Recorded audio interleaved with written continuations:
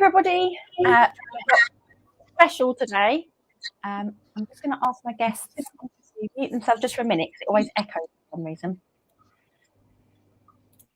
Make sure everyone's muted. I think everyone's muted. Fantastic. So hello, everybody, and welcome to our special Aucademy session on autistic empathy.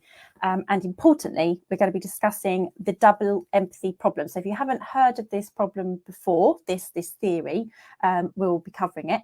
If you have, we're going to be adding our discussion in terms of where do we think it could go, where is it going, and how is it actually helping autistic people, because it's helping people to understand us, for instance. So I am Dr. Chloe Farahar. I am a white person with a shaved head, giant glasses, and my favourite jumper that people probably see me wearing all the time. I do change my jumpers. I just like this one a lot. And it says current mood potato with like a sideways laying potato. And I'm sitting in my office. So before we jump into discussing, obviously, the double empathy problem and how autistic people do have empathy, as usual, we usually start by asking each guest, who are you? And what are your dedicated interests? So I'm going to ask each of my guests today if they wouldn't mind doing a brief physical description and just letting us know who they are and what are their dedicated interests. So I'm going to go in order of how I can see people on my screen. So Rachel, if you don't mind. Oh, you're on mute. Yeah, that helps. Hi guys, I'm Rachel. My pronouns are they, them. I'm a white person with short blue hair and a black and white sort of doodle hoodie. I've got like a Batman thing in the background, some sensory lights on. My special interests academically are autistic research and specifically sort of communication and linguistics. And other interests include Batman. So that's me. Fantastic. And then Bobbi? And on mute. Don't forget, everyone's on mute.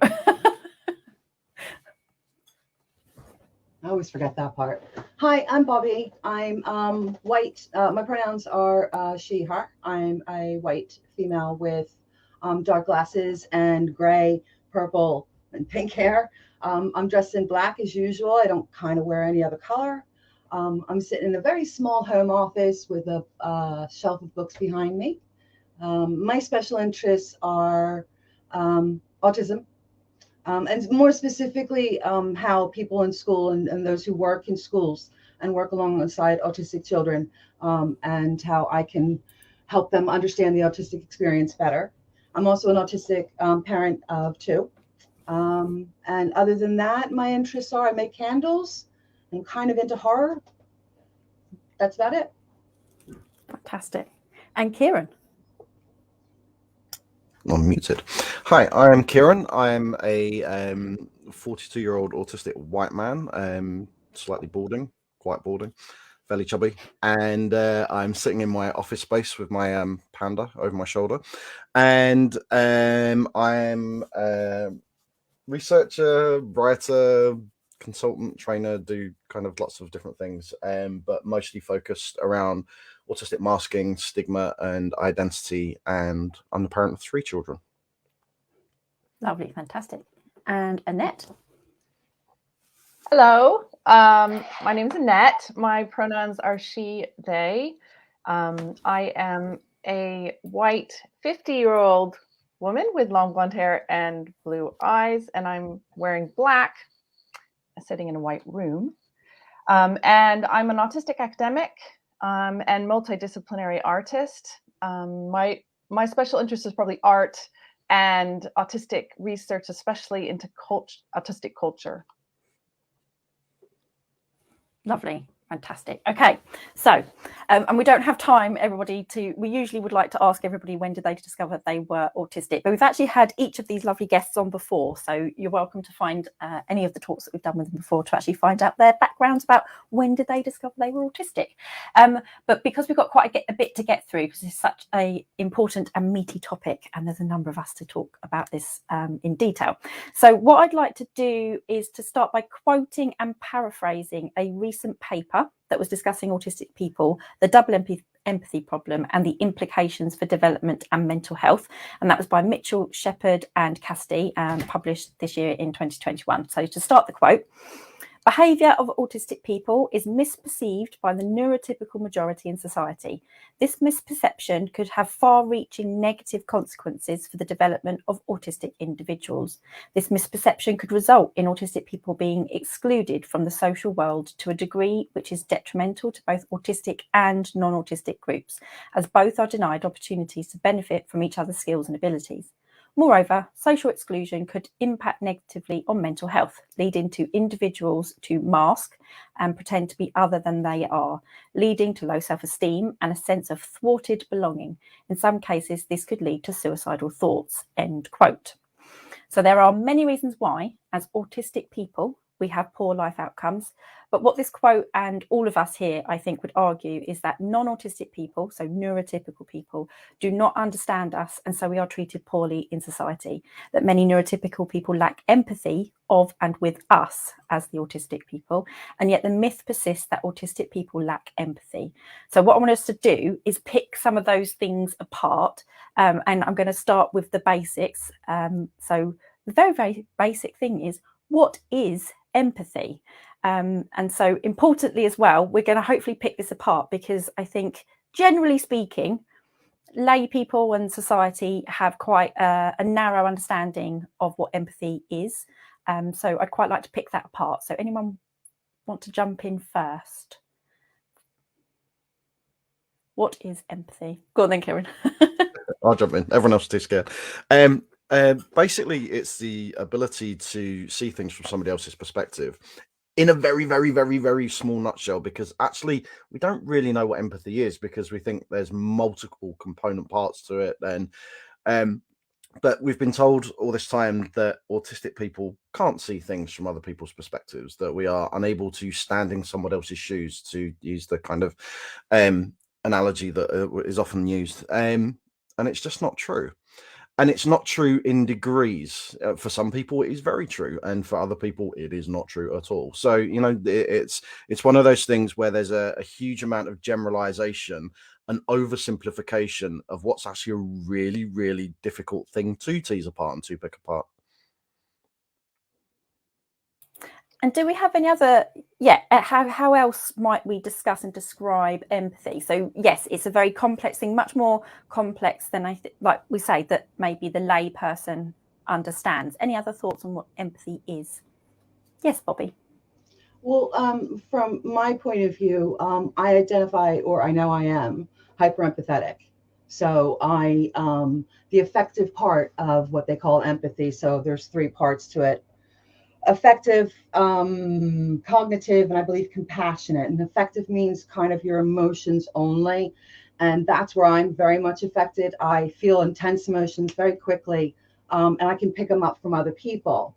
So it's a slap in my face in a way, the idea and theory that, you know, we don't have empathy, when I literally am overflowing with it sometimes, because my emotions are so on the edge, and I can feel what another person's feeling. If I'm talking to somebody and they start crying, guarantee you I start crying. I'll mirror it, and I'll also sort of hold it in for a while, and it takes a bit of time to let loose. And my youngest goes through the same thing, and it's something that I don't even think those neurotypical people are even considering.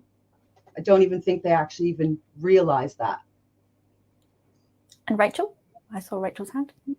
I was just going to say, I wouldn't necessarily cry if someone else was crying, but I think where my empathy sort of steps in is that I jump straight to action.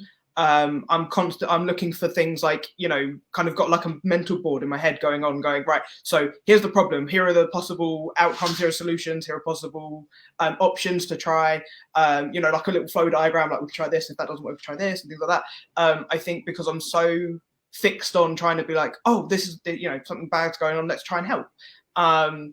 So that's the kind of the last step of empathy. I think it was called compassionate empathy, where you kind of move to action, which again I think a lot of autistic people do have. I think, you know, that's partly why I think a lot of autistic people tend to be like innovators or creators and things like that, because it's that they feel a need because they saw one and they just did it. So yeah, yeah. And Annette? Yeah, I mean, I consider myself hyper empathetic as well. That was one of the reasons why I think one of the reasons why psychologists didn't diagnose me right away, because they said, well, oh, you have empathy. You can't be autistic. And I think that there was a whole group of people that just weren't diagnosed because of that stereotype. And basically, it comes down to more about cognitive empathy. I mean, it's the next question, basically, about where did the myth come from? But it came from a study that basically, it was a Sally Ann study, wasn't it? Okay, so that's okay. Yes, we'll move on to that then. Okay, I won't bring that. Sure. But not only, yeah, I guess for me, it's interesting because I was at a talk where I was describing my experience as a child. And one of the things that I remember is that I would walk into the room and I felt like an emotional antenna. I felt like I could feel other people's emotions in the room. And I was very aware of what was going on with everyone. And it was really interesting because there was a parent of an autistic person who was was nonverbal. And they looked at me and they said, "Oh my God, you are explaining something that I know that my child, that happens to them." But I didn't know how to explain it. And I thought that was really interesting, that, you know, it's just so the autistic community is so misunderstood when it comes to empathy. And what you've just highlighted there is definitely something we can talk about towards the later part of the discussion, which is how useful we can be as autistic people who are capable and, you know, privileged that we do have speech, that we could potentially be translators. So that's something I think we can come back to. That would be quite interesting. So yes, to sort of summarize everything that was just said then, I think it is important to recognise, empathy is quite complex. There is discussion and has been discussion on it being different things. It can mean different things. So we've got this idea of cognitive perspective taking as empathy.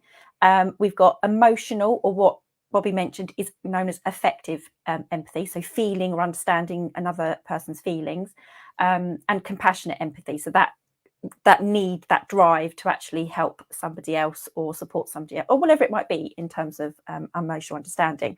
So given that we've got those three sort of definitions of forms of empathy, and just to be clear, everybody, Damian is here.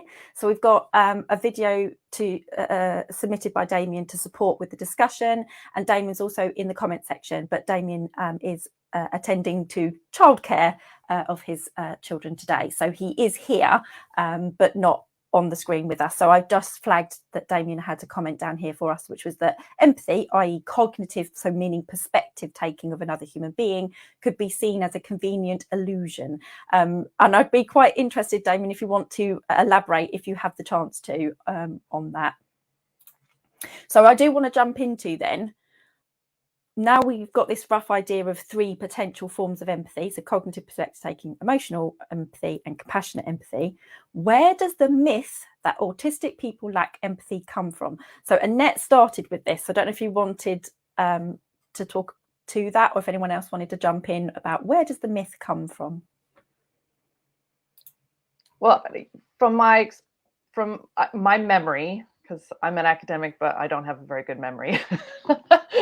It comes from several experiments that people did in the 90s based on autistic children, looking at the Sally Ann kind of experiment. It was basically, there was a thing in a box, was there not? And it was like, okay, there was a person.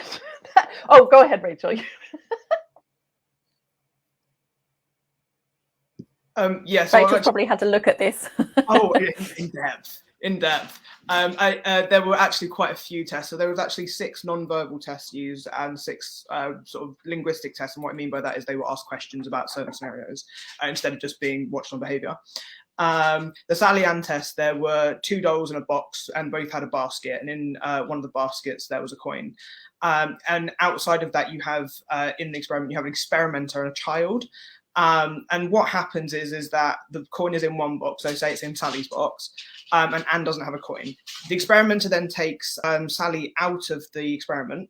And I may be mixing up the names, but it's person A and B generally, but Sally and Anne. So Sally then goes outside, and while Sally's outside, the coin gets moved from Anne's basket to Sally's basket. And the child is then asked the question, when Sally gets put back in the room, where would Sally look for the coin? This is supposed to demonstrate theory of mind based on who has what knowledge of what scenario. When you're looking at it from an autistic perspective, that question doesn't ask that. And also, when you actually run the scenario in real life, it actually falls apart as an actual experiment because it's asking who can see what, but then making the assumption that the doll also has a theory of mind, but it's a doll. It's an object, it's not a human being. So that gets a little bit more complicated. Another test that was used was a spoon test. So person A had a spoon, person B was thinking of a spoon, who could touch a spoon. This is actually something my work kind of touches upon and used as an experiment as my master's. But basically the idea is that it's supposed to show the difference, the ontological distinction, which is the ability to tell what's real and what's imaginary. And they argued that autistic people, autistic children specifically, because they didn't answer person A a lot of the time, that indicated that they couldn't tell the difference between what was real and what was imaginary. And that went towards theory of mind and the understanding that, in order to understand the difference between person A having a spoon and person B thinking about a spoon, you have to understand their thinking and how they're sort of perceiving the world. Although, as my research kind of demonstrates, it doesn't test that at all, and actually doesn't stand up as a test. So there's a lot of holes in the theory of mind and empathy problem that Baron Cohen kind of came to.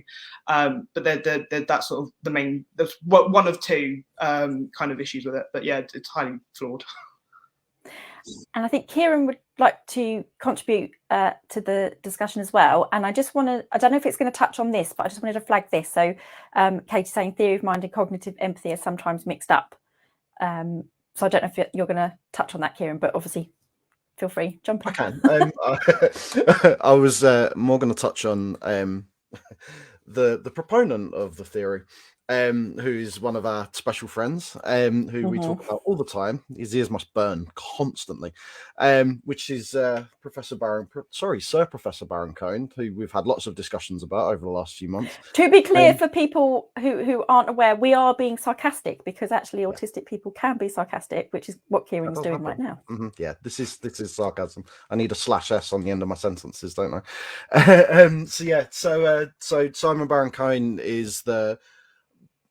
Well, he gets a bit of a bad rap with this because people think it's all him, and it isn't. It's Uta Thrift as well. Uta Thrift is underpinning all of Simon Baron Cohen's work, and actually, when you start going back through Asperger's work, he was touching on elements of this as well. So this is kind of 60, 70, 80 years of nonsense all being wrapped up, but was really, really focused hard on in the kind of late 90s and early 2000s, mid to late 90s and early 2000s, because we've got Uta Thrift and her lovely triangles as well, where we all have to, you're not autistic unless you can, sorry, you're autistic if you can't give an emotional validation to a moving triangle. Yes, that is an actual test that they did with autistic people. They had moving triangles, and you had to give an emotional state to a moving triangle. And if you gave the wrong emotional state to the moving triangle, then that means that you're autistic. It's just utterly meaningless. So yeah, so you've got this mix of these two very, very big names in the world of autism, especially back in the kind of Simon Baron Cohen at the beginnings of his career. But Uta Thrift really is a big name there in the kind of the mid-90s and through to the 2000s. Who are coming up with this stuff, and this is the stuff we're still unpicking today, the stuff that we're still dealing with today, not just because Baron Cohen has based his whole career on this thing, but also because, as we know, something from academia goes out into the world, and then you can't claw it back, and it stays there, and whatever people hear first, that's what sticks with them. That's their confirmation bias. So we're still unpicking this in education, health, and all these places because of these ridiculous theories back in the 90s, which, as Rachel clearly said, were absolutely flawed. And I've forgotten what Katie's point was. What was Katie's point about? Oh, just that sometimes there's a little bit of a mix-up, I guess, or their where is it? Hold on, I don't know. Yes, Rachel. I was just going to add, certainly coming from my research perspective, is the link between pragmatics and empathy and theory of mind is actually really interesting, because you touched on the shapes and Schimmel's test, that the shapes moving around inanimate. That was actually in the Mind Blindness book written by Baron Cohen. And it's actually really interesting because from a linguistic perspective, when you break it down under the hypothesis, when he's asking, describe what's happening in the picture, autistic people do it perfectly. Triangle goes in and out of a thing, other follow, triangle follows it. They didn't ask, could you project emotional, cognitive dissonance onto a shape? They're asking what's happening. They told you point blank what was happening. Again, in the spoon scenario, who can touch spoon? Well, you didn't say theoretically, someone had to physically touch spoon theoretically, or in real life. You just said who could touch spoon. And a lot of the linguistic sort of tests that are used in mind blindness actually break down at a pragmatic level, because actually when you look at autistic responses versus non-autistic responses and what the question actually asks, there's a lot of inference that just isn't there. Well, it is, but not for us. So what you're saying about the shapes and Schimmel test and like sort of how flawed they are is actually, when you look at the kind of the way they did these tests, you can prove that actually the only thing they're testing is pragmatic ability, not theory of mind. And the link between theory of mind and pragmatics is deeply misunderstood. Yeah. And that's part of what built it. So you were saying about Uta Frith. Because she adds to that. She adds to the linguistic pragmatic aspect of it and saying, you have to have certain pragmatic abilities. And it's like, actually, what if it's different? Because if you've got a different set of empathy, as we, the double empathy problem is kind of touching upon, well, actually defines it, is that, if the pragmatic system's different and the empathy system's different, and if empathy and pragmatics are linked, then we're looking at two entirely different systems, not a deficit. And I think that's where the flawed aspect comes in, is that they didn't really know what they were doing. And I noticed your hand, Bobby, but I think Annette also wanted to contribute something. And then I can come to Bobby. Well, I also wanted to say, because empathy is so complicated as well, I think not only were the theories the experiments flawed and kind of disproved, basically. But once again, and Kieran kind of touched on this, that the media just jumped on the word empathy. And then it became this thing where autistic people didn't have empathy and we were robots. We had no emotions. We had no hand movements. We had no facial expression. And, you see that in things like The Good Doctor, where the actor actually is trying to, you can see it. You can see him pretending to be a robot. And that was done, not very many years ago. I just watched it for the first time and went, oh my God, I can't believe this. He's actually pretending to be a robot. And I think that's made it worse. So, that's what happens basically. News picks up on something and then it becomes a part of culture, and we have all these stereotypes about autistic people that are just a part of the culture now about what people think about autistic people. And I think that's also what's frustrating, is that even if which we sound like we do, dislike and have major issues with that research in the first place, but that's not even what they were saying in that research. They were saying that we lack or struggle or have a deficit, in quotation marks, with that cognitive perspective taking side of empathy, not the emotional side. But like we say, the problem is that layperson doesn't know that empathy can mean multiple things, and they just take it to mean emotion, and that we must be emotionless.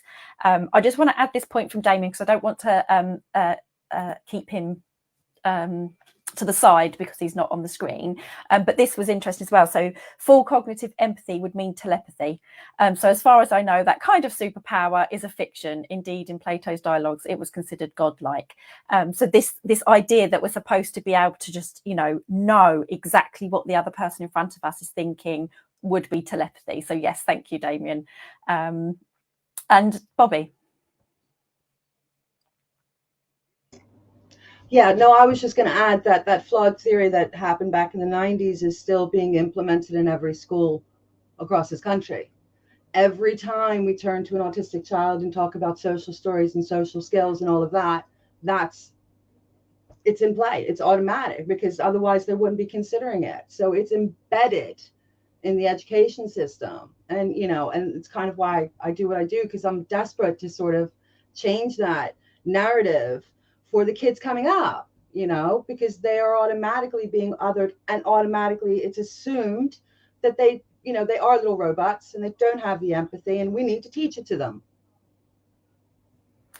And this is good. So now Bobbi's actually led us into our next question, or my next question, which is, why is this myth Chloe, a problem? could I just jump in there a second? Oh, yes. Sorry. Yes, Kieran. I just wanted to add there to Damian's point, and it's actually reflective of Bobbi's as well, in terms of non-autistic professionals know that, you know, to have full cognitive empathy, it would be telepathy. You know, they know that it's not a realistic thing, but it's still centered around the fact that that is actually a thing, that non-autistic people do exist like that they do have full cognitive empathy for everybody and can happily say what somebody else is thinking and feeling and see things perfectly from their perspective, even though they know that's not the case.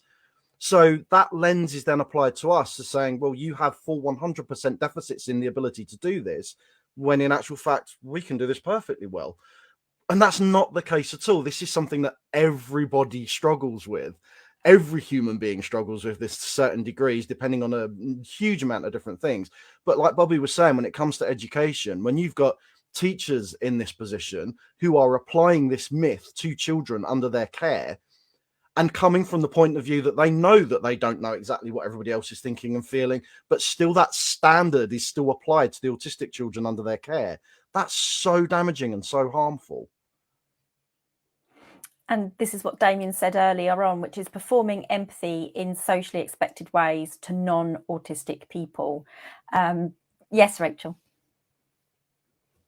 I was just going to add in on that, that almost, if you look at it from, and I think the only way to look at it, because I'm autistic, is from an autistic perspective, is that actually the whole idea of autistic people lacking empathy is actually a reflection of neurotypical or non-autistic lack of empathy. So, you know, the whole thing about autistic people lacking empathy was because it was built around the fact that you can't read us. So I'm sorry, just so you can't do something and that's somehow our fault. Just so we're clear. You know, do you mean it's like kind of actually a reflective, it's almost like projection in the purest form. So let's carry on with this then. So why it's a problem and how it impacts our community. So obviously it's a massive myth that it isn't even based on what was initially discussed in the literature, which is that we lack emotion. Basically, we don't feel things, we have no emotional empathy. So that's obviously a myth. Bobbi's spoken about that it's an issue because, for instance, young children in schools are being treated as if they have no emotional empathy, as if you need to teach them that, and then it's basically forcing some neuronormative standards of what it means to empathize. And any other thoughts on why this myth is a problem and how it impacts us? Rachel? Just coming at it from a mental health perspective, because we know it's ridiculously common in the autistic community. Things about empathy in mental health services. So, for example, if an autistic person presents a mental health service for anything, being automatically told, well, that's not really how you feel, is it? That's not, you know, if an autistic person goes to therapy and goes, I've got no friends, I'm depressed. Well, that's not true. There must be someone. And the constant invalidation that comes from their empathy, and that's even assuming that the mental health practitioner takes it for granted that autistic person feels emotion, because there'd be some people would be like, well, you're autistic, how can you have mental health problems? Which is kind of almost the study that Baron Cohen did in 2018, where he looked into the trigger warning, the unaliving rates of autistic people, even though it literally not 20 years ago, he said, well, you don't feel emotion, so, you know, how could this be a thing?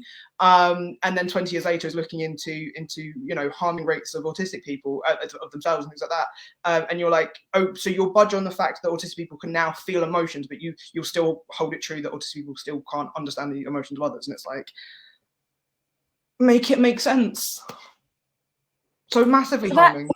That's actually a very interesting point as well. Very important point is, yes, if we lack emotional anything, if we lack feeling, then how can we possibly have mental health concerns? And how can we, and we all know that we don't get the support that we need when it comes to mental health. They don't know what to do with us because they'll say it's an autism thing when actually it's a mental health need that we might have. Any other thoughts on how it impacts us as autistic people and a community? So mental health, schools, stereotypes, stigma, we're basically treated, as Annette said, and thought of as robots. Did you but want to add to that? it also makes us autistic people, to a certain extent, feel as if they can't have a community, they can't have friends, they can't, and we all become these islands, that we don't actually connect with each other, and we don't build communities, and because we don't feel that we can, or that we're allowed to, because supposedly we have no empathy. To a certain extent, when you're thinking of theory of mind as well, that we're not actually even human. So that, people not seeing autistic people as human is so incredibly detrimental to the community.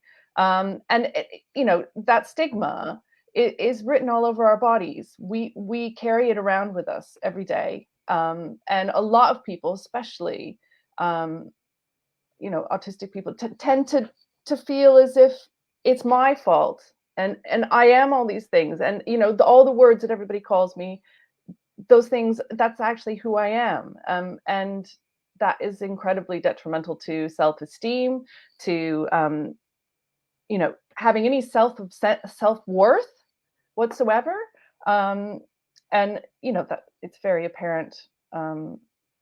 The lack of community, obviously that's trying to change, and that's one big thing that we're trying to do, is to build communities, and to teach other autistic people to build communities. Thank you, Annette. And Kieran? Yeah, just to kind of add to that, we have the name for what Annette's described there, which is internalized ableism, which is what we are handed. That's the narrative that we're handed, and that's not even just a narrative that we're handed when we know that we're autistic. It's a narrative that we're handed when nobody knows, including ourselves, that we're autistic. When we're very small children, we're invalidated over every aspect of our being, and from our sensory to the way that we speak or don't speak, the way that we eat our food, the food that we eat, the way that we sleep or don't sleep. Everything about us is pathologized even before we're given that label, or we find that label for ourselves and identify with it.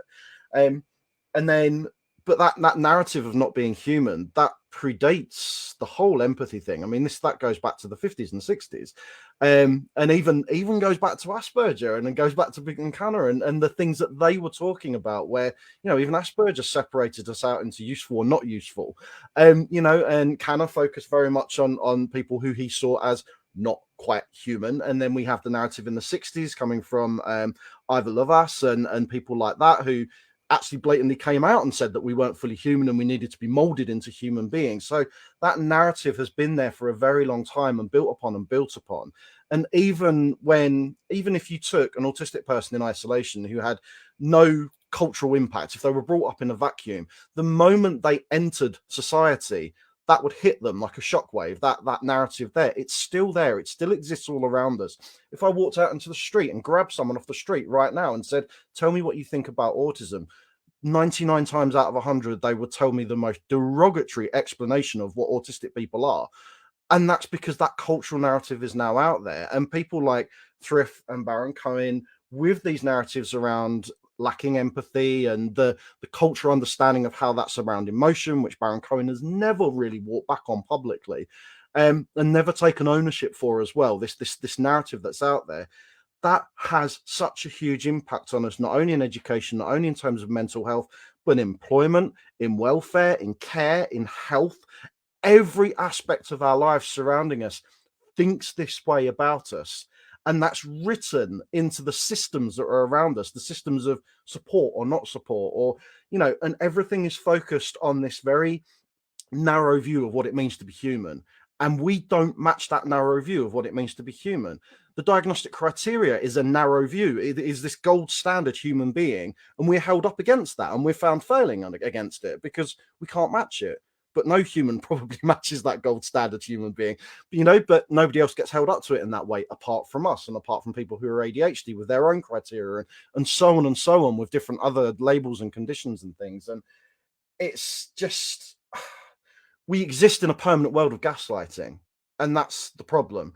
And the support that is there for us is written in a way that gaslights us. The education that's there for us is written in a way that gaslights us.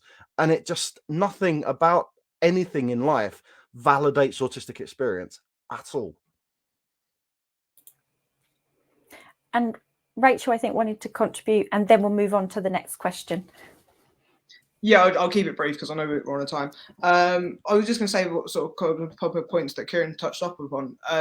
That, you know, we're looking at a kind of a community or a group of people that from the outset have been divided even against themselves. You know, like with functioning labels and eugenics and the rest of it. Because again, people that can do well, like Mark Zuckerberg, and that can run international companies, oh yeah, keep them, they're fine. But you know, the second you struggle with anything or you become too much of a problem or you aren't absolutely productive, you know, coming back to the Spectrum 10K study that I know is triggering for a lot of autistic people, it's an ongoing narrative that, you know, whilst we are trying to change that, the dominant narrative is still, we can segregate you, we can make you fight amongst yourselves, we can then gaslight you and tell you that you have no understanding of emotions, but then punish you for challenging behavior, which is just severe distress, which we're in kind of constantly.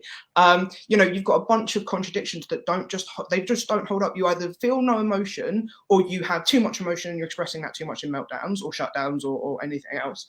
You know, you're either not intelligent and you get, you know, put in a home if you've got intellectual disabilities, things like that, or, you know, you've kind of almost on the short end of the stick for support, or if you are able to go to mainstream education or have some level of education that isn't considered learning disability, you're considered able and you can do just fine on your own, so why would you need support? And it's this constant level of contradiction where autistic people are constantly battered, no matter where you are on the spectrum, between you're either too competent and you're going to struggle, and if you don't do well, we're just going to punish the hell out of you, or you're not competent enough and nothing you'll ever do matters, and, you know, it's why and try.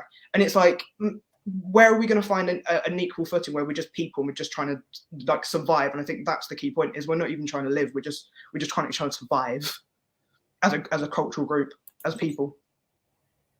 Yeah. For people who aren't aware, we're death clapping. Okay, because we've got some other questions to get through, and that was like question 2. So what about alexithymia? So alexithymia, for those who aren't too sure, might mean that actually majority of us in some capacity as autistic people struggle to either feel or recognize that we're feeling or articulate an emotion or feelings, which is not the same as not experiencing them or having them. So it's just that disconnect and that difficulty to recognize my heart is racing right now. That might be an indicator of upset, for instance, or I've got what's classed as butterflies in my stomach, in quotation marks, and that might be anxiety or happiness and so on. So sometimes it's that difficulty of explaining it to other people. So given that alexithymia is much greater for the autistic community, generally speaking, why is it important that we discuss this? For a reason, actually. Why is alexithymia not the same as lacking empathy? So just want to touch on this so that we can get it done and dealt with and move on from the fact that we do obviously have empathy. So anyone want to explain or touch on why is alexithymia not the same as lacking empathy? Yes, Bobbi. Well, I've experienced this with my youngest. Identifying emotions or having a name for those emotions was really challenging. So we had to learn what my child's youngest words were, like their own words, and what they meant. So we knew that if they said that their stomach was sour, that they were actually, that was a physical thing. Their stomach was feeling a little bit upset. Or if they're, you know, oh, my chest just feels really heavy, but my heart's beating really fast. Okay, well, we're realizing that's anxiety. So, you know, it exists. And this is also a kid who's very hyper empathetic as well. So it complicates things when you're feeling the emotion, but you don't always know. So, you know, a friend would be upset, and my youngest didn't always know what to do with that, like how, because they got stuck right at the identifying part, so they couldn't go further. Then they wanted to help, but it was a minefield of how to do that if you can't identify the emotion at you know, that you're feeling at its hand. So it complicates things a lot more. And it makes, oh God, my child was seen as obstinate, defiant, and all of these other reasons as a result of that, because when you can't identify it, sometimes you just shut down. You don't try to explain it, you just keep it on yourself. So that's kind of my experience of those two interacting. Okay, hold on. I think that went Rachel, Annette, Kieran. I just want to flag that so I flagged those in that order, I think is right. I just want to also flag that we had quite early on, which Kieran grabbed for me because we knew we were going to have this question, and somebody actually brought something up that feels like it contributes. So Wendy says, I'm curious, is it common for autistic children to be highly empathetic? So we're discussing potentially yes. It obviously depends on the individual, but potentially yes. And then through trauma, for instance, from school, can empathy become, can empathy more switched off because it's too much to feel so much empathy? So Kieran flagged that for me. And I think, yes, I think that's what we're talking about now as well, that alexithymia potentially also could be a trauma response. I don't know if anyone knows more about that. So I'm kind of connecting the dots more than saying that is definite. So I think it went Rachel, Annette, Kieran. So Rachel? I think for me, the main difference with alexithymia is that just because you can't describe it doesn't mean you're not feeling it. And I think for autistic people, feelings are quite abstract because I think people are taught emotions based on the physical. So we're happy, well, you're smiling. How does that feel inside? Do you feel calm? Because calm and happy are two different feelings, but they can look similar. I'm smiling. Well, I could be calm or I could be happy. Those are like, happy is kind of, for me, more of an excitement feeling. Calm is more of a relaxed contentment feeling. But like Bobbi touched on, how does that feel in my body? Like, for example, I have quite a lot of anxiety, but I've only just realized that I've gone most of my life with having anxiety because no one ever sat down and said anxiety is a racing heart, butterflies in your stomach, because again, butterflies in your stomach means you're excited. Well, not always. And actually identifying the physical sensations to a word or to an emotion, rather than kind of just abstractly going around like, I feel happy. Okay, well, like, what the hell does that actually mean? Can an autistic person have a grimace on their face and be happy? Absolutely. So a smile doesn't always equate to happiness, or, what would be considered the stereotypical non-verbal signs for certain emotions aren't always the case for the actual emotion. It depends on the person, how they feel and what they identify that as. People can pretty much tell what sensations are negative and what are positive. It's just whether they can explain that with words is the disconnect. But then that doesn't mean that there's a lack of feeling there, which again was kind of empathy is about. So yeah. And I just want to contribute with Damian's comment, which is when emotions are not mirrored. So I think this is what you've also just sort of talked about as well, Rachel. So when emotions are not mirrored by non-autistic people around you and mislabeled, this will contribute to alexithymia. So like you just said, so somebody might be, when you walk in and you're basically being lied to, you walk in and you clearly can tell that something's wrong and the person is smiling, but you know that that doesn't feel right. There's a disconnect. So I can imagine that would really contribute to us being confused by our understanding other people's emotions and our own. And Damian says, I was rather good at creating neologisms to describe my emotions as a child. I don't know how to pronounce that word, so I might have pronounced it completely wrong. And Annette. Oh, I'm just going to say, obviously, when just the question for autistic people, we talk about this all the time within communities, just the question, how are you feeling today? How do you feel today? Autistic people hate that question because it is much more complicated than that. And really, most neurotypical people just want fine.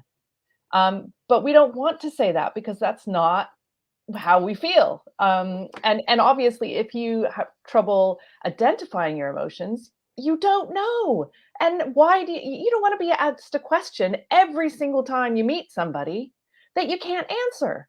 And Chloe says that she always says small, which, I'm quite used to now. I feel small. Yeah, you feel small. That's how you feel. I feel small. And that's genuinely a feeling. Louis gets confused because, my partner, he gets confused with that because he doesn't understand that as a neurotypically expected expression of emotion. But to me, I do feel small. When I'm asked, how are you doing? It's such a big question. And then it just makes me think of so many things that it makes me feel really tiny. And that's genuinely how I feel.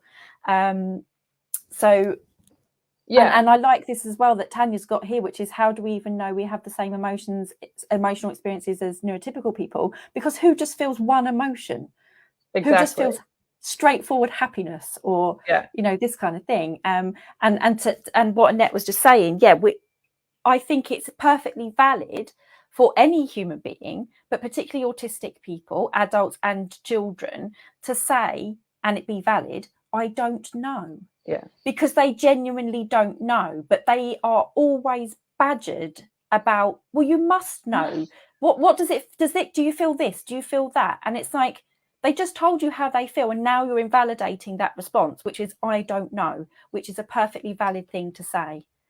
And I think, right. Oh, sorry, go on. But there's major problems with therapy for autistic people because of that. The questions, how do you feel, is like a huge question that therapists ask constantly. How do you feel about that?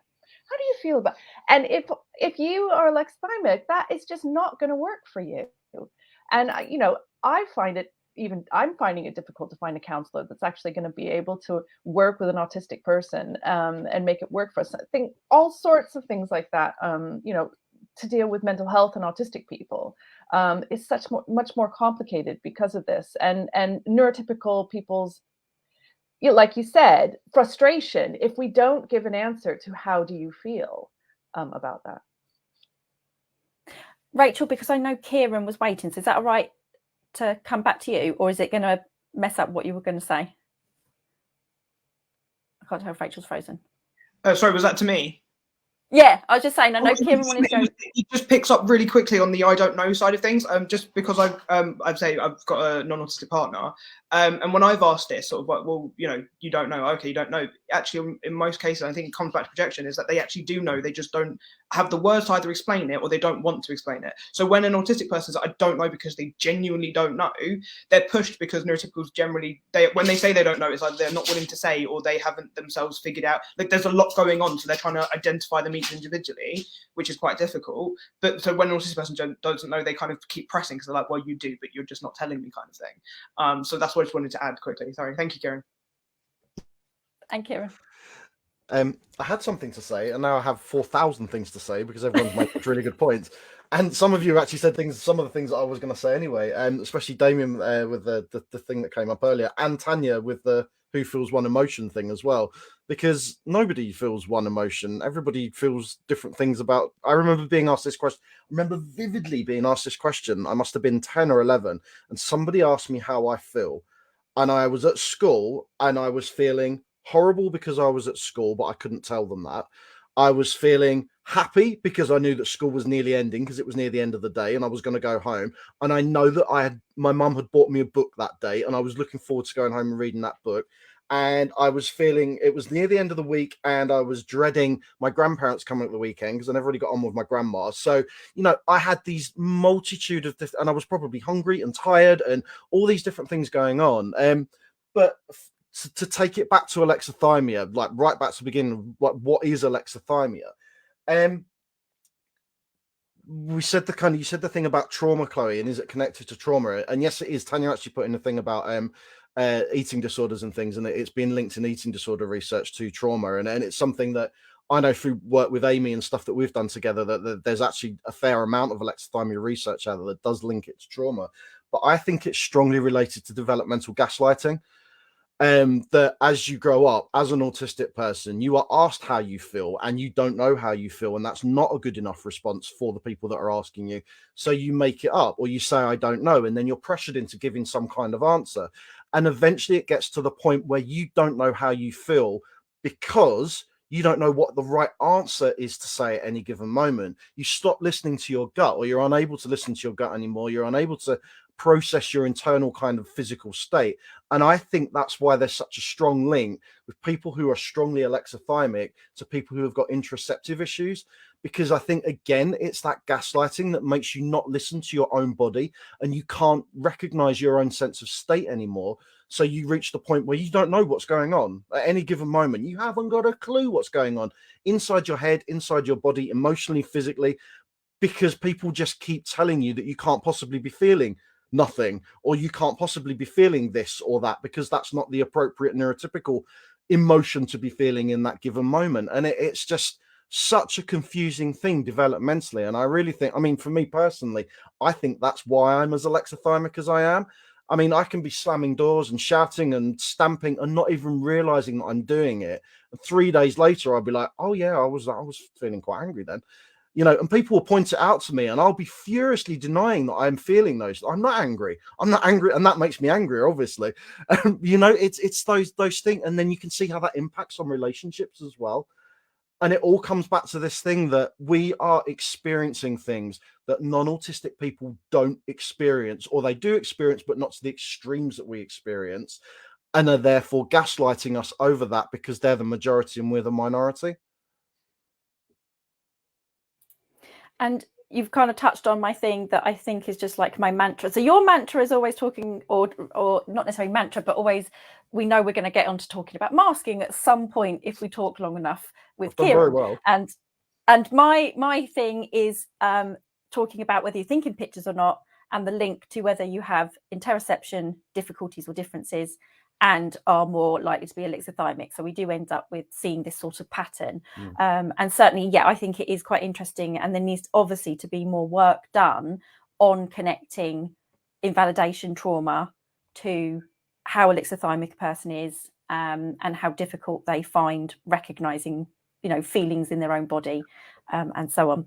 I just want to flag something kind of light-hearted, because we're going to move on to what even is the double empathy problem, because we haven't got there yet. And I need to find it because it amused me, and I thought it'd be quite nice to have here, which was this person says, I emulated cat emotions. If you're angry and you know it, hiss and claw. And I quite liked that. And I think sometimes this becomes quite an interesting thing as well, that Annette, and actually I think Rachel, you would have been there as well. We did the sort of, it was a council-led initiative to try and give some forms of support and education to families waiting for young people to be diagnosed as autistic. And we were working with some young people that day. And it was interesting. There was this lovely young lad who was about 7, and his mum, while we were like, you know, doing the activities, his mum was like, he does this thing. He gets very upset when we go into a shop and he picks up a toy and decides, actually, no, I'm not going to buy it with my pocket money because I don't have a lot, and I'm going to decide not to, and puts it back, and then gets really upset that he's left it behind. But, you know, he doesn't have those sorts of feelings and emotions for me. And I find this really interesting because I think there was at least 2 of us as autistic people going, that's not weird. We a lot of us as autistic people do this. We find it easier, I guess, to ascribe emotions to inanimate objects.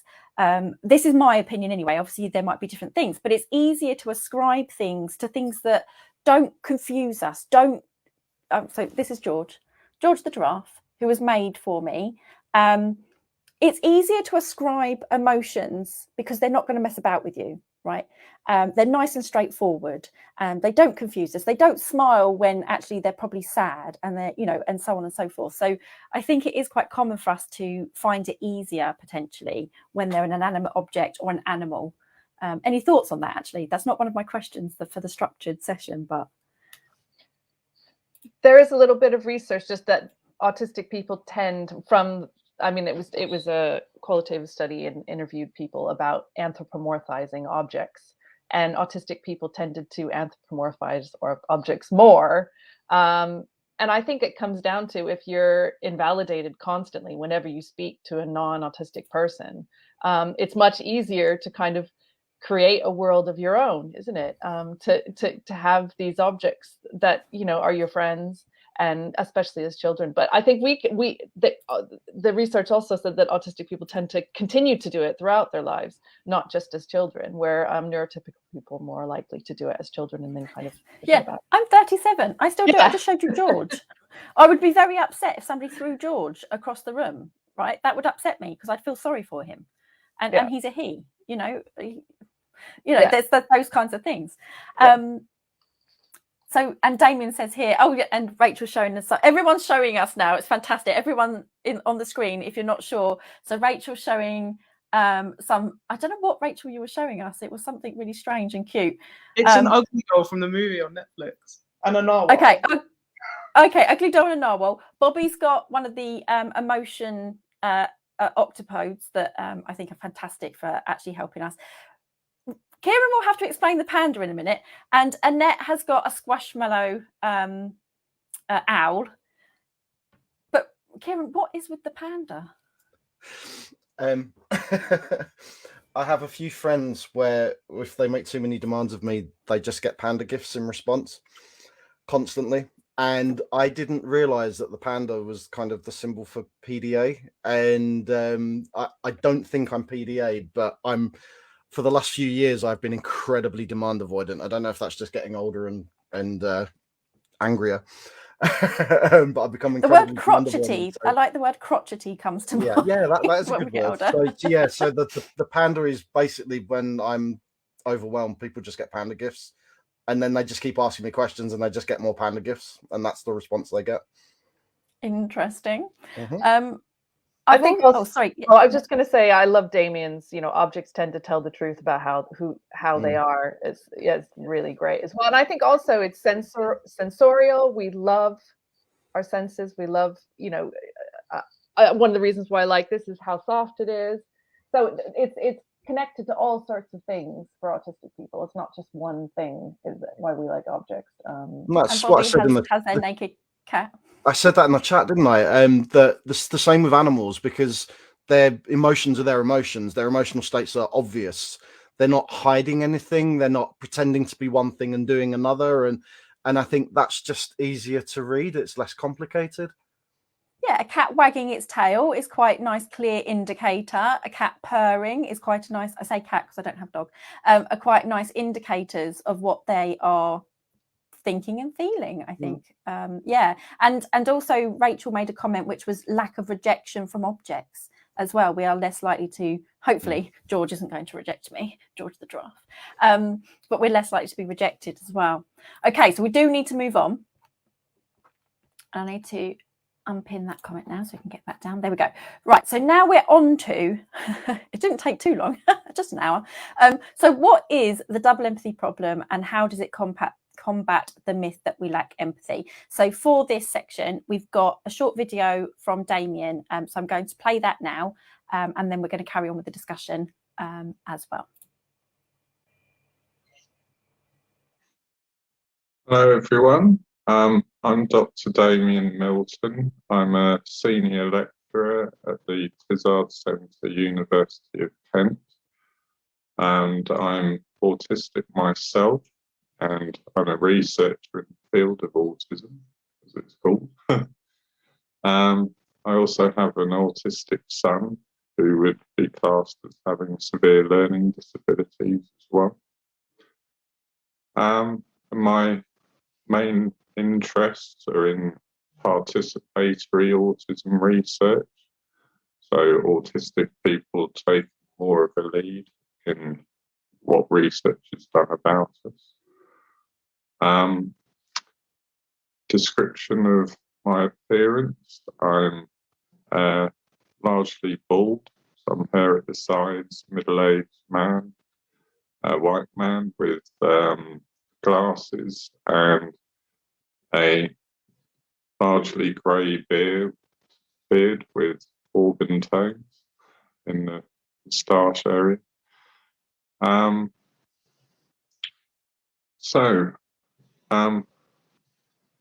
What exactly is the double empathy problem?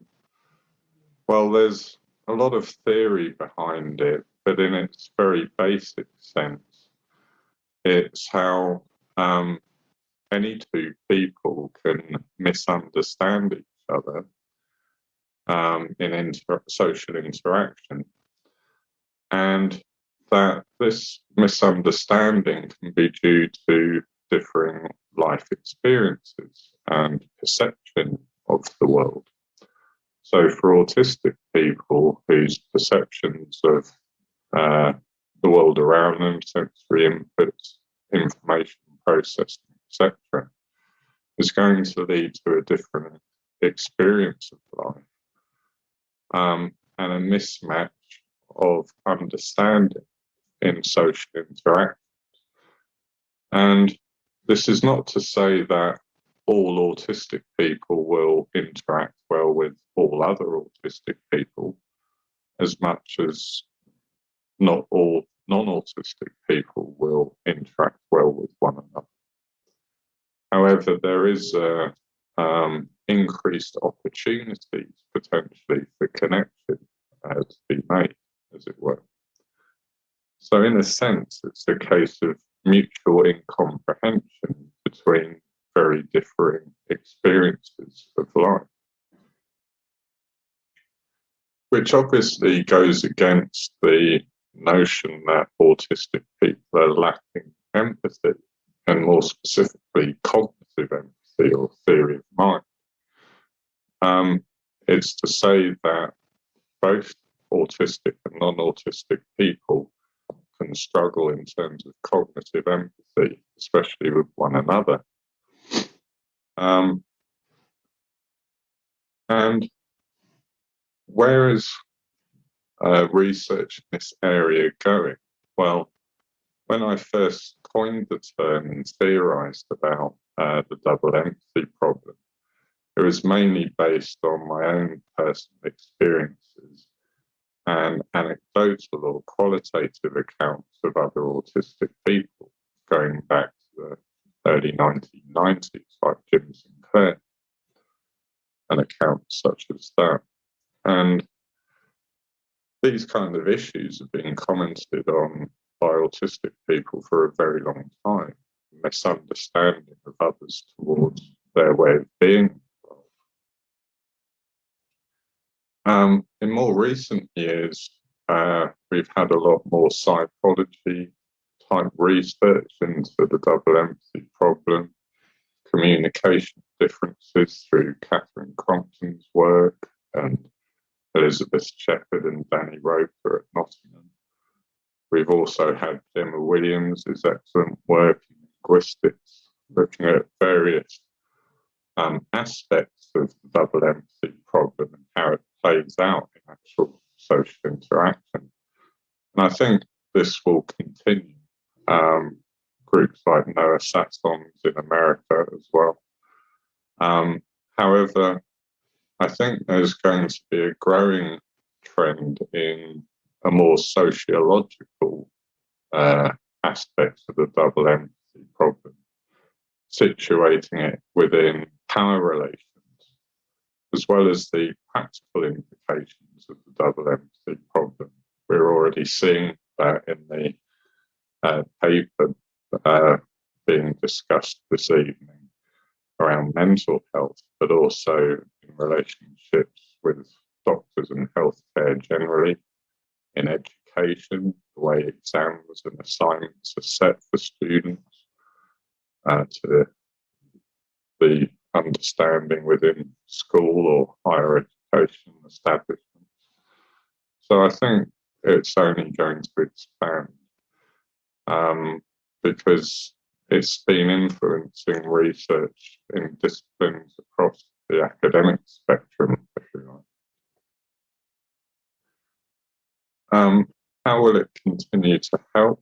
Well, I think the double empathy problem, alongside some other theories that are perhaps more recently being applied to autistic ways of being, have the potential to destabilize how autism has historically been viewed, which is predominantly as some kind of disorder of social interaction within the mind of the autistic person. And put more centrally, the cognitive and perceptual differences that are developmental as well. But those kinds of different ways of thinking as more central and sensory processing is becoming more central to how we think about autistic perception. And the social dynamics are somewhat cascading from those cognitive differences, but also the social situatedness and sociological aspects that autistic lives are led. So I think there's area is only going to mushroom, as it were, across disciplines and areas and applications, which is really nice to see. So, thanks for listening.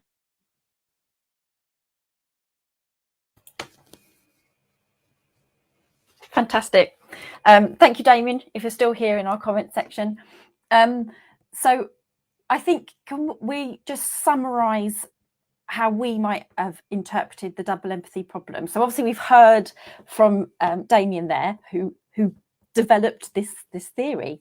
For me, I always talk about it as an interactional issue, that there's a breakdown in the middle between autistic and non-autistic people, to try and really boil down the concept to something really quite straightforward. That there's a translation issue between two cultural perspectives, two cultural languages. And I think all of us here actually talk now very much about autistic people as we are a cultural group, we are a cultural minority, and that might be one of the best ways to actually combat the double empathy problem, i.e. getting non-autistic people to view us as coming from a different cultural perspective to their own, and that they need to start to understand that we using still the same language, i.e. English, as Rachel tells us, but we are it is not necessarily as if it were our native tongue per se. Damian just as usual likes to talk about fork handles. Fork handles. It's an old skit. It's the Two Ronnies. Is it the Two Ronnies? Not specifically. Yeah, okay. And I think it was really interesting and important to hear from Damian talking about how it might move forward into a more sociological perspective as well. So, or coming from a more sociological perspective in terms of what are the power dynamics that means that our cultural minority is being discriminated against. And actually, I would like to cover this. I did a talk recently for the Stigma Autism Research Network, where I was talking about we should stop talking about stigma towards autism and be talking about prejudice towards autistic people. So moving away wholly from this idea of autism as a disorder, which is where stigma usually is, used as a framework, and thinking more in terms of prejudice towards a group of people who are connected. So lots of interesting things.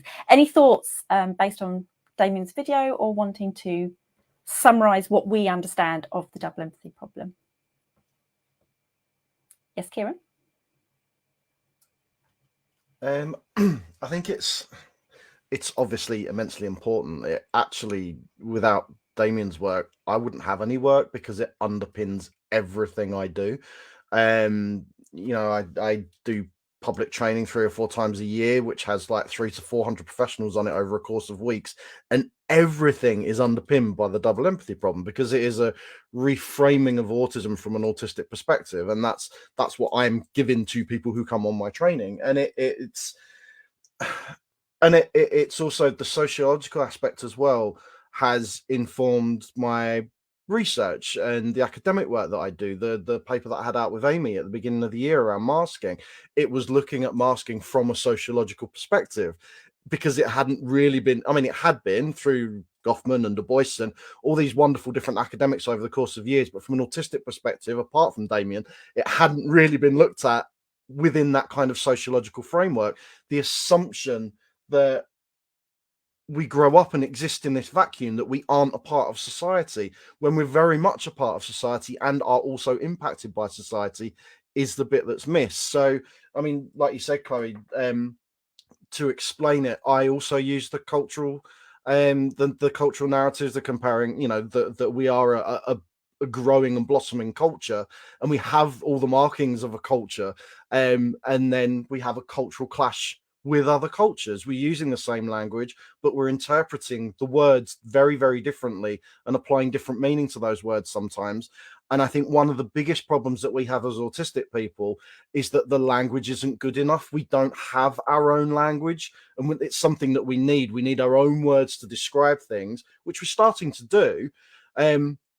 but then that's when we get to that point where we do have our own language and we do have our own terms for things, and we can explain them. They are independent things and not tainted by neurotypical thinking, and they haven't come from neurotypical perspectives, and we've just kind of adapted them for our own use. We need our own words and our own terminology in order to be able to explain our own lives. And I just flagged, I think this contributes as well. So this person, Pam, is saying, often like holding an indigenous relational worldview and communicating using the same letters, words, sentences, but zero understanding with someone holding the linear colonial worldview. And I think, Rachel, that's somewhat what you've just definitely discussed with your hypothesis. So Rachel next, and then Bobbi. I'm going to hog the screen for like 5 minutes. Sorry, just because I have to go soon. But there's a lot that I wanted to sort of cover. So in terms of Damian's framework, just a little quick anecdote. I actually started my master's in linguistics at the University of Brighton, 2018. I actually had to drop out. I basically finished the degree. Apart from doing my dissertation, I had to drop out of the university because I couldn't do what I've just completed at the University of Kent, because I was told in no uncertain terms, this idea just doesn't work. Just doesn't work. My research shows that it does. And I actually chose to go to the University of Kent because of Damian and because of Damian's theories and outlook on autistic relations. Because I knew that whilst the idea was, out there, I'd have the best chance at proving it or trying to prove it if I was under someone who understood what I was up against. Now, my university lecturer at Brighton just wasn't autistic, and quite frankly, there was a couple of issues throughout the year. But basically, it was just the kind of understanding that pragmatics just doesn't work that way. And what I've come to realize is, for you, and actually, what kind of my work does, and what I'm kind of basically expanding upon in a PhD in September next year, is the kind of idea that autistic people have their own functional pragmatic system, not a deficit in communication. So coming back to what I was saying sort of at the start of this about the way that the tests were used to prove mind blindness, things like that, they're actually testing pragmatic systems. My research actually found on almost triple the sample size than both Baron Cohen and the original test that was used by Wellman and Eight. They only used a sample of something like 13 children. I think Baron Cohen used something like 20, if that. I used 174 participants, and the test doesn't hold up. The linguistic test used when you know what you're doing, when you look at the pragmatic system, which is kind of where my hypothesis is actually hypothesizing how autistic people communicate rather than just going, okay, well, we know there's a difference here. It's been framed as a deficit, but it's now a difference. And Damian's framework gave that rise. It gave it a possibility. When I first started researching autism, it was horrific, and my mental health tanked. I was doing an English degree. This was just more of a research thing on the side, and I tanked mentally because I couldn't deal with the fact that I was this thing that was being described. And then I kind of crossed the dependency problem, and I went, oh my god, this. And a lot, like Kieran was saying, a lot of my work and I think a lot of autistic people's work is built upon the foundation that we're coming at it from a difference, not a deficit, and that it's relational, not a problem. And people aren't problems. It's the relational aspect of communication. I think one of my biggest viewpoints on autistic communication is generally it seems to be the only difference in people being independent, having the right care. So, for example, in the case of people that are either non-verbal and use communication aids, or sign language, or anything that isn't sort of colloquially sort of verbal language in the way that we are currently using it, their support needs are really highly not being met because people just don't understand what they need. And then they've got tools like a little iPad or something that has very basic, for adults we're talking as well, very basic, very simplistic things that will not, you try and use these things to describe your day and you'd be falling short by miles. How the hell is anyone supposed to say, I would like to go for a walk, or I would like to even do anything when their schedule's preset? They've got little things that are just moved around that don't really mean anything. But whereas people that can use language like us, that we can use verbal language, we are much more able to advocate for our needs. And even then that's a problem because, again, the way we're using the language to communicate our needs, neurotypical people fall short again. But not because we're falling short as people, not because our communication system is falling short, but because there is this absolute disconnect, which is basically what the double empathy problem frames perfectly. And I think for me personally, overall, it validates the experience of going, hang on a minute, I'm not overreacting. I'm not, you know, and because I think a lot of autistic people fall into the thing about gaslighting themselves, like maybe I was wrong, because that's what they've kind of been told all of their lives. And where I kind of get excited about the work that I do is that actually, I think above all else, the self-advocacy and the advocacy would improve tenfold if people actually could say, hang on, what I'm asking for isn't unreasonable. And just because I'm not understanding what you're saying doesn't mean I'm in the wrong here. Maybe you need to explain clearer. So for example, one of my prime examples I was going to say and forgot to say like several times this evening is, if autistic people are supposed to have these communication difficulties, how are we communicating in a civilized, turn-taking manner that, again, exchanging information? This is functional and more functional than anything ever described in kind of classic research that hasn't kind of come out in the last sort of 5-10 years or so. And again, there are people perpetuating the idea that, again, it's a communication communication deficit and not a communication difference. But the research that I do and the research sort of that Crompton's coming up with and people are coming out with is actually it's different. And just because you don't understand, kind of coming on the alexithymia point, just because you don't understand how to explain it or describe it doesn't mean that's not going on. And kind of what I aim to do is kind of almost give a voice, give a label to actually what's going on. So like you said on my previous video, it's not an add-on, it's actually describing what's going on. To an extent, yes, it is. Theoretically, hypothetically still, we still need to do more research, but let's say my MA research has just kind of proven that it works, and you can, if you understand how the autistic pragmatic system works, which I'm starting to, again, still really, really early in its kind of development, you can actually use this in terms of practical application. So for example, I'd say I have a non-autistic partner, so relationship-wise, oh Christ, the amount of fights it saves. Education-wise, my mum's a school teacher. I was saying to Bobbi earlier, things like exam questions that will get right but fail because they're not asking what they're asking. Again, with the theory of mind questions, they're being asked questions that they answer directly, but then again, that's the wrong answer. It's like actually, and it's like actually, the idea that there can be more than one answer to a question that seemingly only has one answer. That doesn't mean an indication of a deficit. That doesn't mean an indication of, it just means we're dealing with a different brain pattern. For example, dyslexics, the way they process language is different, but in the way that we currently understand and use language, it looks like it's a deficit, but it's not. It may just be a difference. And also dyslexics have a different way of thinking. So actually using language as a marker for different ways of thinking, because it reflects, language is kind of a reflection of thought. It's that kind of connection between the internal and external world, and the way that we relate to others, non-verbal communication, verbal communication. It's kind of, as Damian was saying earlier, if we didn't have that, it would be basically telepathy, which it's not a real thing so far as outside of Marvel and DC kind of universes go. But the thing about it is that, for so long, it even when we're kind of being absolutely clear and we're kind of doing everything right, we'll still get kind of told we're doing it wrong. But actually understanding why, and in terms of the double empathy problem is great in terms of giving us a starting point of going, actually it's a difference, not a deficit. But actually explaining how that works in practice, I think, is the key here. For example, like with sensor issues, we know autistic people have sensor issues. Have we got much research going into how to make that better? Or are we just getting more and more research coming out about, autistic people have sensor issues? Great, we know. How do we make that better for us, though? For example, the Spectrum 10K study. We want to increase autistic people's well-being. We're telling you what we need, and you're going, yeah, it's probably genetics, isn't it? Because gay people suffer, in the world because of their genetics. The gay gene or whatever, also just a context, I am gay. And a lot of people on the autistic spectrum are also on the LGBT spectrum. And I think it's in terms of where the double empathy problem's going, and going back to the stigma side of it. How do we know autistic people are perpetuating stigma? The fact that we even have to use empirical research to prove the fact that we're human ends it. Because that just stands to a point, is that I shouldn't have to use empirical research to prove my humanity. I shouldn't have to do this kind of research. I shouldn't have to have my mental health tanked because I'm told I'm ineffectively inhuman.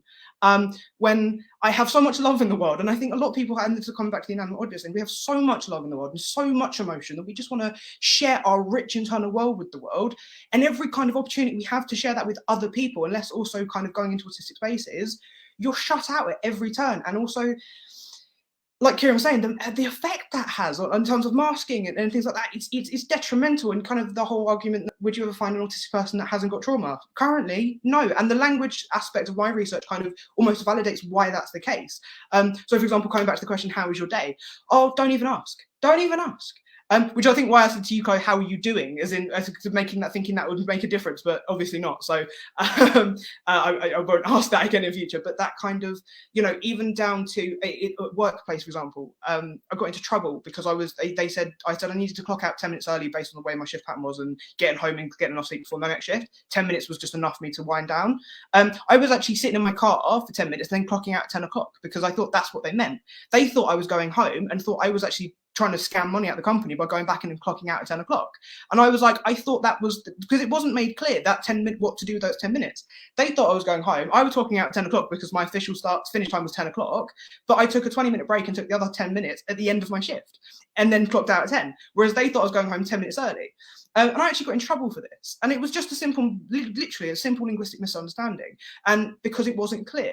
And I think a lot of this happens in a lot of my relationships as well, with especially non-autistic people, is when they think they're being clear, no. And then you get almost vilified for saying, I'd like to ask follow-up questions because, and again, why are you asking stupid questions? Why are you being stupid?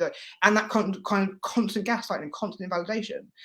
What I love about this hypothesis is that so many people have come to me and said, this actually works for me. And I've gone, great, because I wasn't sure I was right. And I don't have to be right. But if it works for you, use it.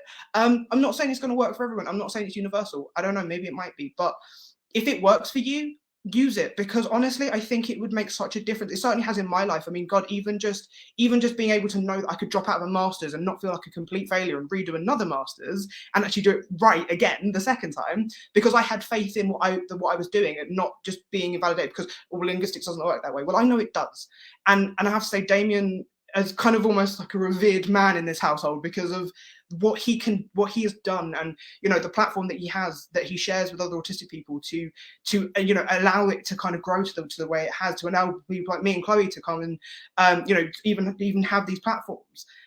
Without that, we would still be back almost in the dark ages of just being, oh, we're just deficits and we're just broken people.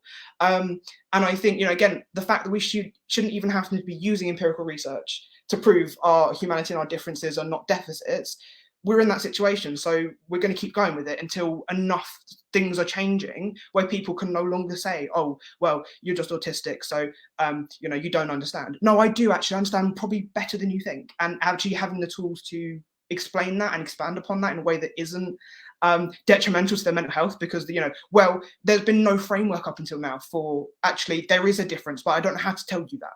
There is something, like we've all had it in our lives where it's like, actually doesn't feel quite right. I don't have the way to explain that. I don't have the tools to explain to you why I know I'm not wrong. But then that's all you hear. Like Kieran was saying, it's very easy to just think your entire life you're just, in the wrong. And I think personally, the hypothesis that I'm working on is so important because I think it gives validation to people and tools to say, actually, there's another way, and I'm going to show you that way for me, that's how it works for me. And for me, it's more just about giving people the tools to actually succeed in life and not be, harassed in the workplace or, bullied in the playground because, oh, don't be stupid, don't ask silly questions. They're not silly questions. And actually, there's so much more going on that if we understood, I think the potential of autistic people could skyrocket more than we've ever seen before. So yeah, that's me. And I know because you're about to leave us, because thank you so much for that, Rachel, and everyone's jumping on that in the comment section as well.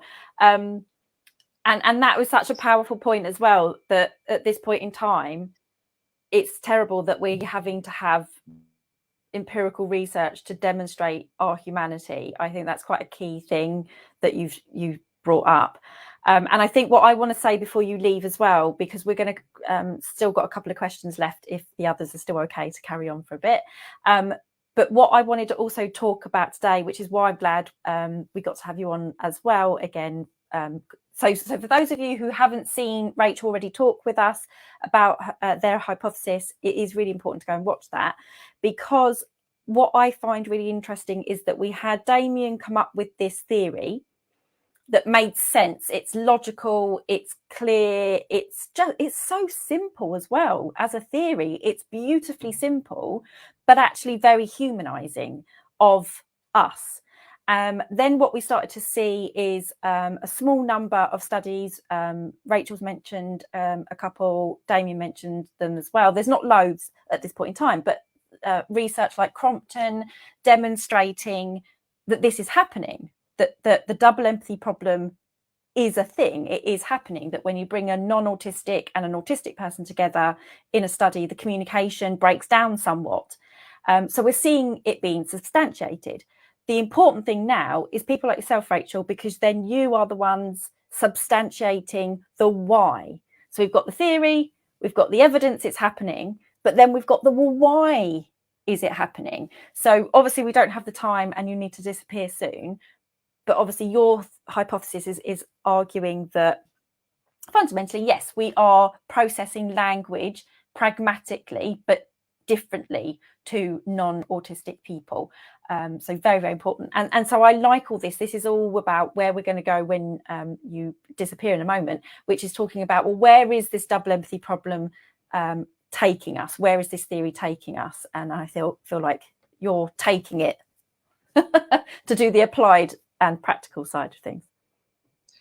Just wanted to add one last thing on that, is that I think the thing that's been missing from autistic research for so long, or autism research as it were, is for years they've almost been on repeat. You got problems, okay, cool, and what? And I think, again, if you're autistic and you need something done, do it yourself, because no one's going to come and do it for you. And I think this is kind of where a lot of autistic people come from. Certainly myself, is that, you know, great, we know we're done, we're sick to death of knowing what the issues are, but where is the, you know, for example, we know people who use wheelchairs, we know their legs don't work either consistently or at all, but where's the accommodation there? Where's the wheelchair as such? And you know, I think this is kind of why I'm so kind of excited about this, is that this could actually give people an accessible tool to actually advocate for themselves in every area of their life, no matter what they choose to do, and actually almost give people better self-advocacy and autonomy over themselves, over their choices, over what they do, because they have the tools to almost not fight back, as it were, but actually stand their ground and not have nothing to fall back on. So moving forward, I think the biggest thing that Damian has ever kind of done is that he's given us a way to, or a framework to do. Sorry, those are my rabbits, they're having a party. But the biggest thing that they can do, that we can do with this, is actually put the thing in place that was never done, which is, okay, well, we know what it is now. How do we move forward? How do we actually help people? But I've got to go because I've got to go to work. But thank you so much for having me on. I say I always love these things. So thank you so much. It's been a privilege to be part of this. So thank you, guys. Thank you, Rachel. Have a good evening, everyone. Bye.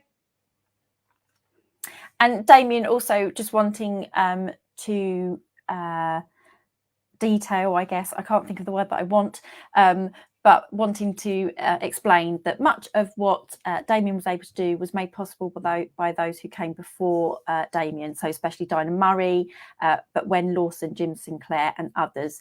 And this is, oh, look at all this beautiful empathy that happens from autistic people. Like, Damian didn't want to just take on, yeah, it was all me.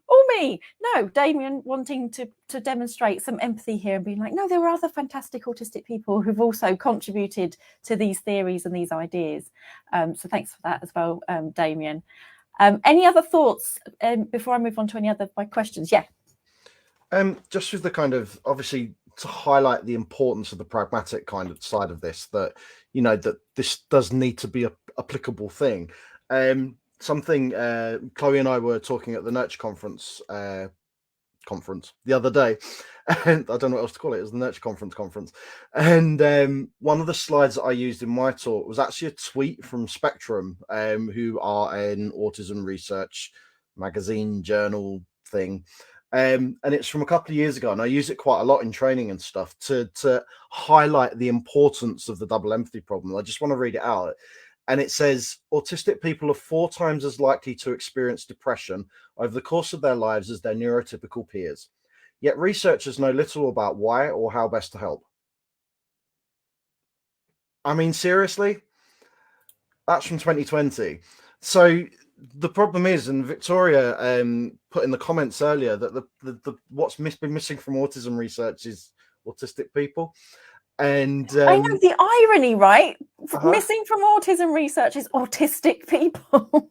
I shouldn't laugh, but it's not. All you can do is laugh, though. It's ridiculous, isn't it? And it's, you know, we're talking about double empathy, and seriously, they don't know why we're depressed. Look at what we've just been talking about for the past hour and a half. Look at what we always talk about when we get together. We always end up talking about invalidation and trauma and stigma and marginalization, but they don't know why. That lack of empathy. That lack of empathy With the neurotypical people. Okay, so they don't think to ask either. No, they don't think to ask autistic people either. That's the other, you know, we don't know what to do. Who should we ask? The parents. Yeah, the parents. So, okay. So coming back then to the double empathy problem. So this is quite obviously quite clear, hopefully, but what does it tell us about autistic people, our need for sociality on our terms, and why our communication is different? Now, this kind of, because we've had to do the questions a little bit out of sync because Rachel needed to disappear. So to some extent, our communication is different, arguably somewhat to do with the hypothesis that Rachel has hypothesized. But certainly, yeah, I want us to have a discussion then about what does the double empathy tell us about our need for sociality on our terms. Bobbi, you want to jump in? Well, as late diagnosed or soon to be diagnosed in the middle of the process, for me, it was, I constantly talk about coming home, like the feeling of coming home when I came to the community, you know, the immediate acceptance, you know, the no questions of why is your hair like that, or why do you always wear black, or, you know what I mean? All these things that I was constantly getting in of this, you know, you're not conforming to the way we are, and why is that type thing? It wasn't there, you know, and I have the best conversations and the collaborations. I mean, you know, we did some great work with the whole Spectrum 10K stuff, you know. I mean, we've when we want to do something, we get it done. And the community is huge in reference to that. And finding the community is huge in reference to that. So what does the double empathy mean in our community? To me, it's non-existent. It doesn't exist in our community. Like, I don't have that problem. I don't feel like the need to constantly explain myself in any way.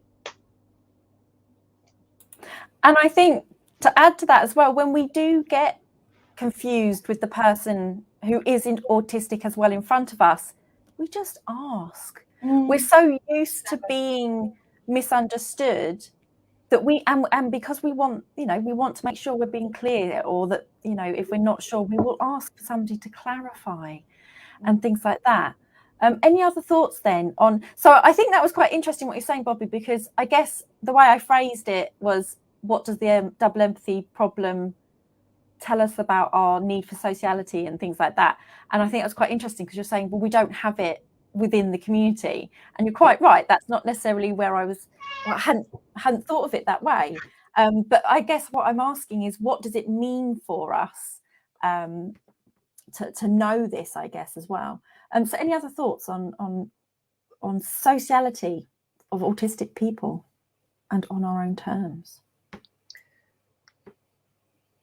Well, I guess a lot of the work that we've done with autistic people through the SYA program and kind of creating autistic spaces, and my PhD, really inspired by Damian Milton's participatory autism collective, and the idea that autistic people should be have meaningful kind of effect on research, and including autistic people and asking them questions about their experiences within those spaces, that we do have a different sociality. We do communicate differently, but we are much more accepting of difference within those space, within autistic space.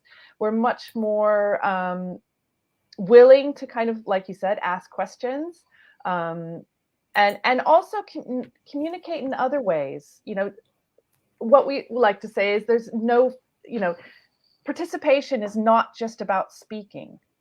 You know, you can be in an autistic space, sitting in the corner, drawing in a pad, and be participating.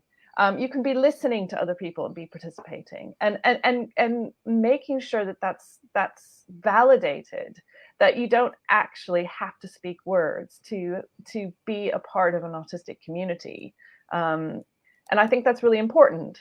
And I think, you know, there's been so much has been said, and I had so many things to say, but Kieran was talking earlier, and Rachel as well. Autistic people have, you know, sensory issues, and we don't have sensory issues. We experience the world sensorially based. It all comes back to sensorially. We experience our world different, and therefore everything about our experience becomes different. Which is amazing. And there's lots of amazing things about autistic people's experience of the sensorial world. And stimming is one of those things, which is so much a part of our culture. And there's obviously been people talking about within the autistic community for years, that stimming is a part of nonverbal communication. It's something that autistic people share. And whenever we have an autistic space, stimming is kind of one of the main things that brings autistic people together, and playing with objects and that experience, because it's not accepted within a neurotypical society. And I think that needs to be explored so much more, because basically kids in schools are still being told not to stim, to have quiet hands. And that is just such a horrible thing to do, because basically that is their coping mechanism. And I'm going to come to Kieran, but I want to add, because I'm thinking of some of the groups that we've run and what Annette's sort of talking about here. And I have permission, because I'm actually using this as an example in a book chapter. So I got permission to use this anonymously. But we had this fantastic, I mean, I say this about every autistic person that I swear we ever have in our groups, because they're all so fantastic. We had this fantastic autistic person, and we noted, Annette and I, that they were putting very tiny objects on their head. And obviously, if that was a non-autistic space, and particularly if it was an autism researcher, so not an autistic researcher, they would be observing. They probably wouldn't ask what the person was doing or why. They would be talking about it in very negative terms. Whereas we were like, "Ooh, what are you doing? What?" And they were like, very quietly, because they'd probably been invalidated so often for their natural autistic tendencies. But they were like, "I just like putting things on my head and saying hat." And eventually those things, because we were like, "Oh, this is interesting. Why? What does it do? How does it feel? Oh, that's nice." And the objects over time got bigger and bigger until they were like a pillow. Like a few weeks later, they would just put a pillow on their head and go, "Hat." And it was beautiful. And it was we asked, we joined in with the excitement of it and understanding of it. And there was no pathologizing of something so innocent, and things like that. And I just think, what would have happened if that was a non-autistic person in that space? I mean, one, they probably wouldn't have done the behavior in the first place, maybe, but they were so used to us being us that I think they felt comfortable and safe to be able to start, which was fantastic. But yeah, that lack of empathy, where we were like, "Oh yes, tell us about it. What does that mean?" And I think empathy does become very interesting in our community, because we get told by non-autistic people, when somebody's describing a situation that they've experienced and they're talking about it emotionally and all this kind of thing, and we go, "Oh, can I connect with that to show that I understand?" And we bring up something that we feel is similar. If we're in a non-autistic space, they'll be like, "It wasn't about you. Why have you made it about you?" Whereas what we've actually done is we know we literally cannot experience and feel what that other person has felt. So what we do is the next best thing is demonstrate our empathy by saying, "I think I can feel close to what you are describing because I experienced that. Continue telling me now that I've demonstrated my empathy and that I'm with you on this." And I think many of us apologize at the start, but I think we all get used to it, that actually that's okay, that we're demonstrating we get it, we're trying to connect with you. Sorry, Kieran, because I might have derailed your point. No, you haven't at all. Actually, you've led really nicely into it. And because I was going to bring up community connectedness and the importance of that, and what you've described in terms of autistic people coming together and maybe initially feeling anxious and concerned because of your your past experience of being invalidated and gaslighted and traumatized, but over time that dissipates, and over time you become more authentic in those spaces, and that shows the importance of that community connectedness and of being around other autistic people. And it's not just around being all autistic people, because of course there will always be autistic people you don't get on with and that you won't like, but finding your neurokin, but also then finding people within that validate you and accept you and make you feel good about yourself, as well as you helping them feel good about themselves as well. That's part of that growth. And it's so distressing to me that we are isolated from that and kept apart from that for so long, and the autistic children now, even those that are identified, are being kept apart from themselves, or only put together in very prescribed situations in school and education settings and things, and not allowed to explore being around people like them and learning from people like them, and experiencing that exchange of emotion, which is such a positive thing, and that positive exchange of autistic energy, which absolutely exists. And if you could see it, it would be a tangible thing connecting people, but it's constantly snipped, or barriers are put up in the way of that. And I think one of the important things that autistic people coming into research is starting to do is that it is making people sit up slowly, but it is happening. It's making people sit up and realizing that we need to broaden our understanding of human experience, and that human experience isn't this very narrow kind of rigid, this is what humans do. Because that's really hubristic, because, that's the whole concept of neurodiversity, that, based on biodiversity, that there are, pick any creature off the planet or any plant off the planet, and there's huge variations in those things. They're all part of the same species, but they're hugely varied. So why are humans exactly the same? Why are humans being forced to adhere and conform to the same set of thinking patterns and acting patterns and doing patterns and all of those kind of things? So I think we need in the community, we're starting to recognize that we have a multiversal kind of experience, for want of an MCU phrase, but that we do experience things separately and individually to ourselves, but also that we can communicate that and share that, and it becomes relatable experience, and we can experience each other's experiences through that sharing. But that's not what happens in neurotypical communities. It's very, very, to use your phrase, Chloe, it's full of islands. The neurotypical world is full of islands, isolated individual people who think they're all acting and doing things in the same way, when in actual fact they're not at all. And that's another thing that distresses me. It makes me feel sad for non-autistic people that they don't experience that connectedness like we can, or at least they don't let themselves experience that connectedness like we can. It's like that there are barriers it's like they've got deficits to a degree. It's like they've got barriers there that are stopping them from doing that and enabling them to be their authentic selves, when it's something we're striving really hard to do. And I think, so a number of things as well, building on what you've just said. So Damian says, lovers used to warn parents against autistic children being around each other as they might copy inappropriate behaviours. And I'm just thinking, Good. You've never seen the joy of sharing a weird stim that you've never done before with another human autistic person. It's lovely to find a new, that's why we're always asking, what's your favourite stim? Because I want to find new ones. I want to find new things that help me feel good about myself and regulate and so on.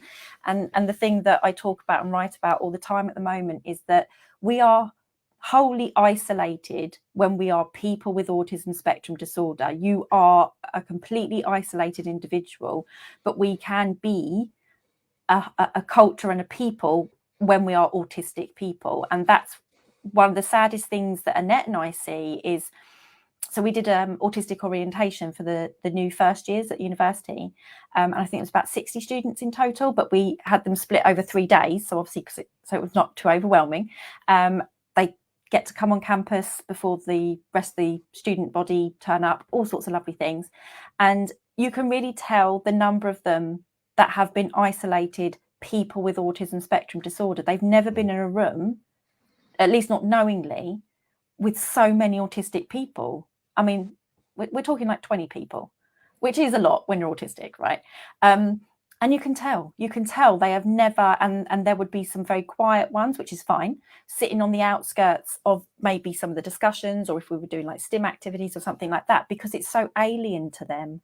And how awful to be really, hidden from your own culture and your own understanding of yourself. And that's, not to say it's their parents' fault or anything like that. They won't know any different, but it's really sad. And you can certainly see how they might hopefully join the groups that we have, which a number of them do, and start to build that sense of their self in connection to other autistic people is so important. So I think, certainly that's coming back to what does the myth that we lack empathy and a number of other things that we're supposed to lack and so on do to us. It creates completely and wholly isolated individuals, which, as we've talked about, leads to incredibly poor mental well-being and so on. They don't know anything if they've never seen the sharing of a beautiful new stim. Okay, so because the time is getting on, we'll try and finish for 9. Here we've heard some bits and pieces to do with this question, which is where do we see the double empathy problem going? So we've kind of talked about that a bit, particularly with Rachel before Rachel left, and how will it help the autistic community. So I've got here things like, how will it change neurotypical perceptions and behaviour towards us, for instance, and any practical suggestions. So let's start with that. Where do we see the double empathy problem going, and how will it help the autistic community? Would anyone like to jump in, or do we feel like we said it all? I mean, oh, okay. Was that Kieran and then Bobbi? Can I do Bobbi and then Kieran? Is that all right? Yeah, Bobbi.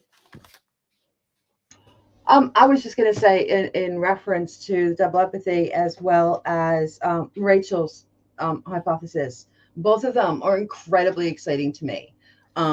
There is nothing in schools right now in reference to social skill training of neurotypical kids. Social skill training in terms of the double empathy problem. And Rachel's hypothesis, right? So like, I'm now excited at this idea that possibly, social skills training and the whole social stories and all of that stuff needs to be turned completely on its head, like literally on its head.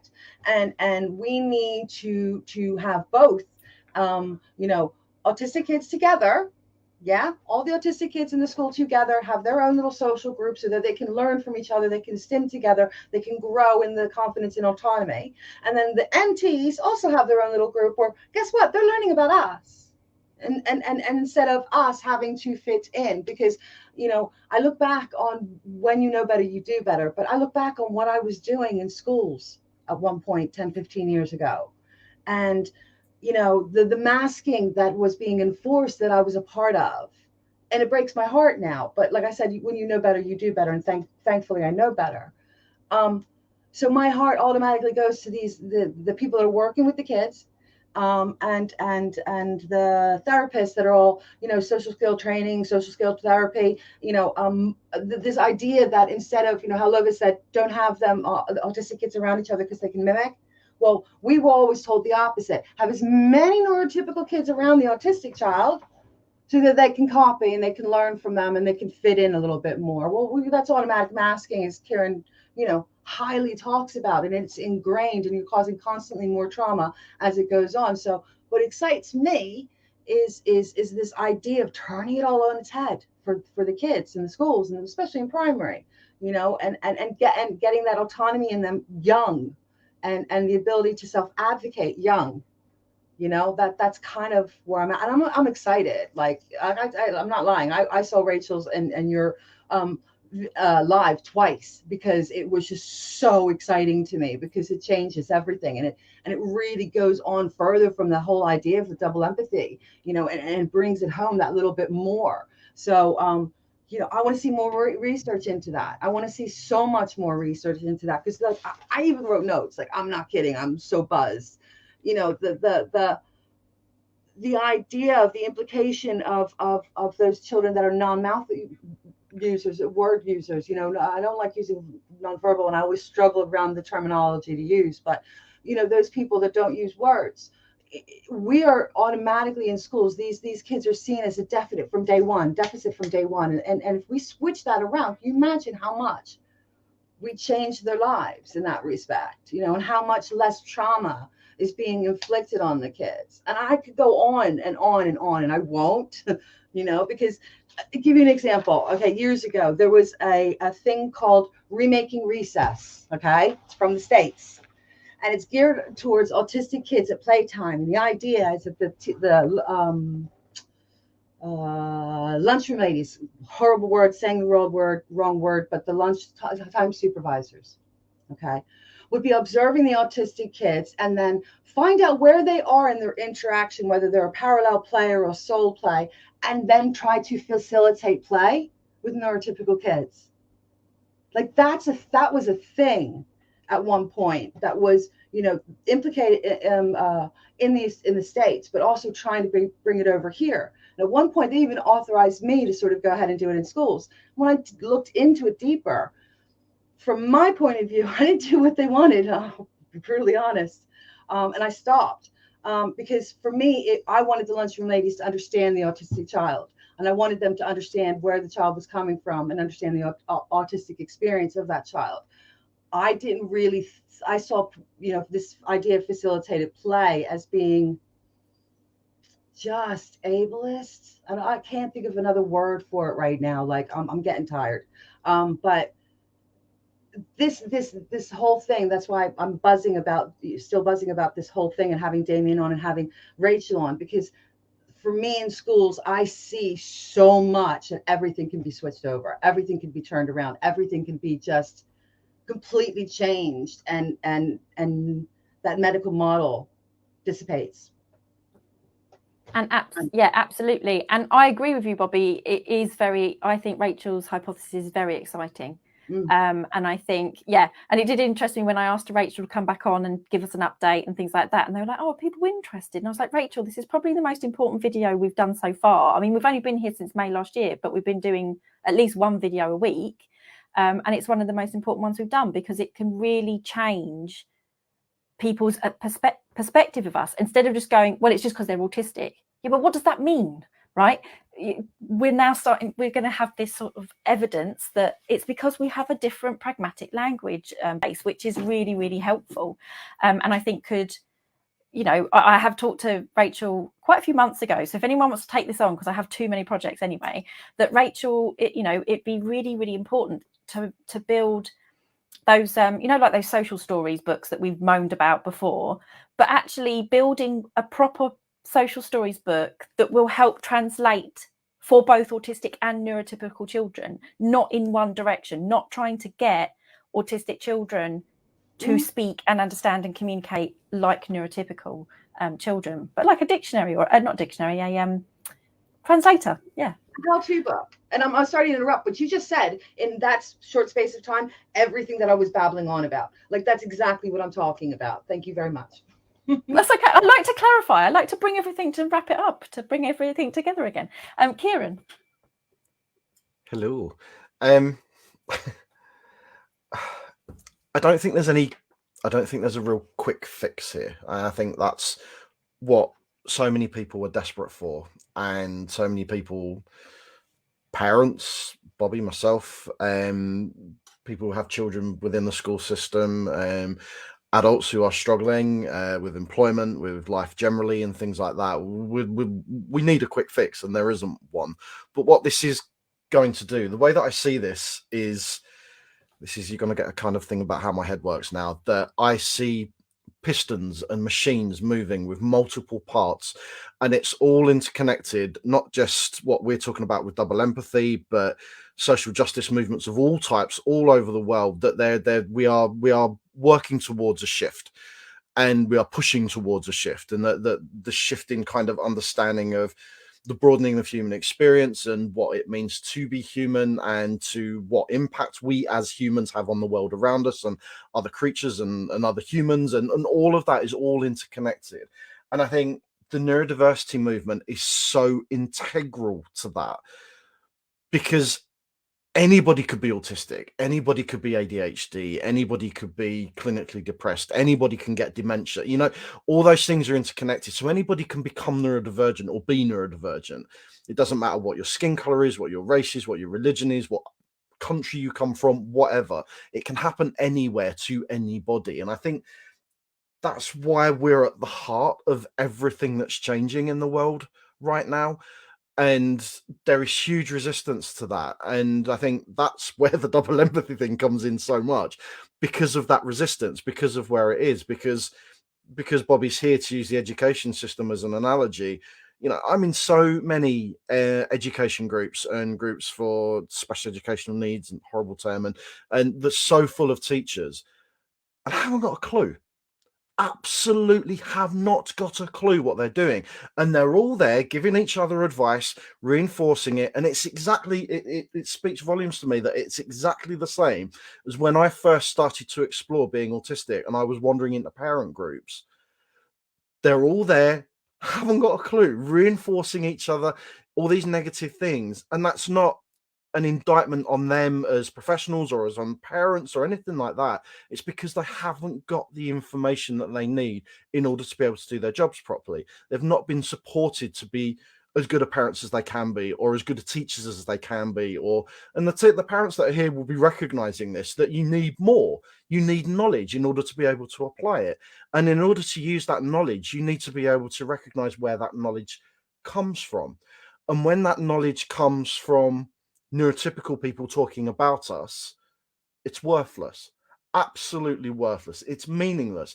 It has no substance whatsoever. It's superficial. When you dig down into it, there's just nothing underneath, because it's all observational. But when you start getting your source of knowledge from the source of knowledge, the real source of knowledge, who you're trying to apply this knowledge to, that knowledge needs to come from. It's a circular thing. It just keeps going round and round and round. You need inside knowledge. You need insight in order to be able to start making actual decisions based on information which is factual and true. So until that starts happening, we're not going to, we're pushing for this drive for autonomy, but that information needs to be out there and it needs to be from the source.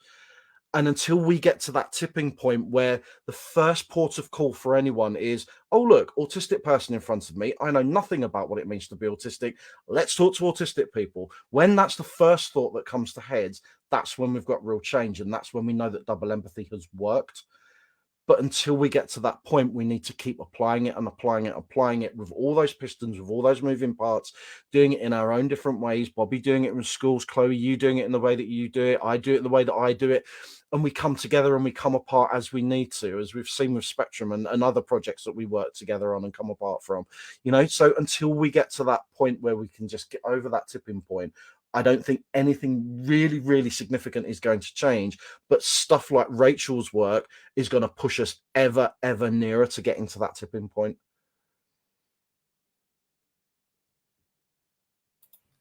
And Annette?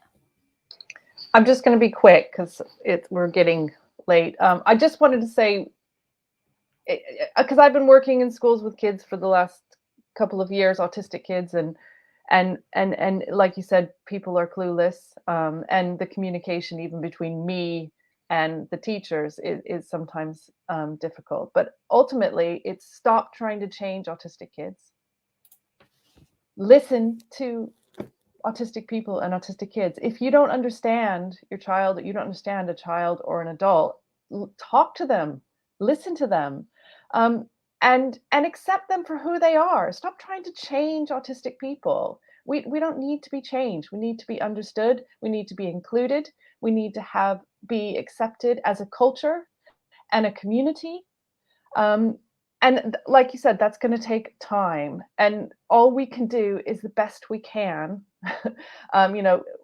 person by person, teaching other autistic people to be self-advocates for themselves.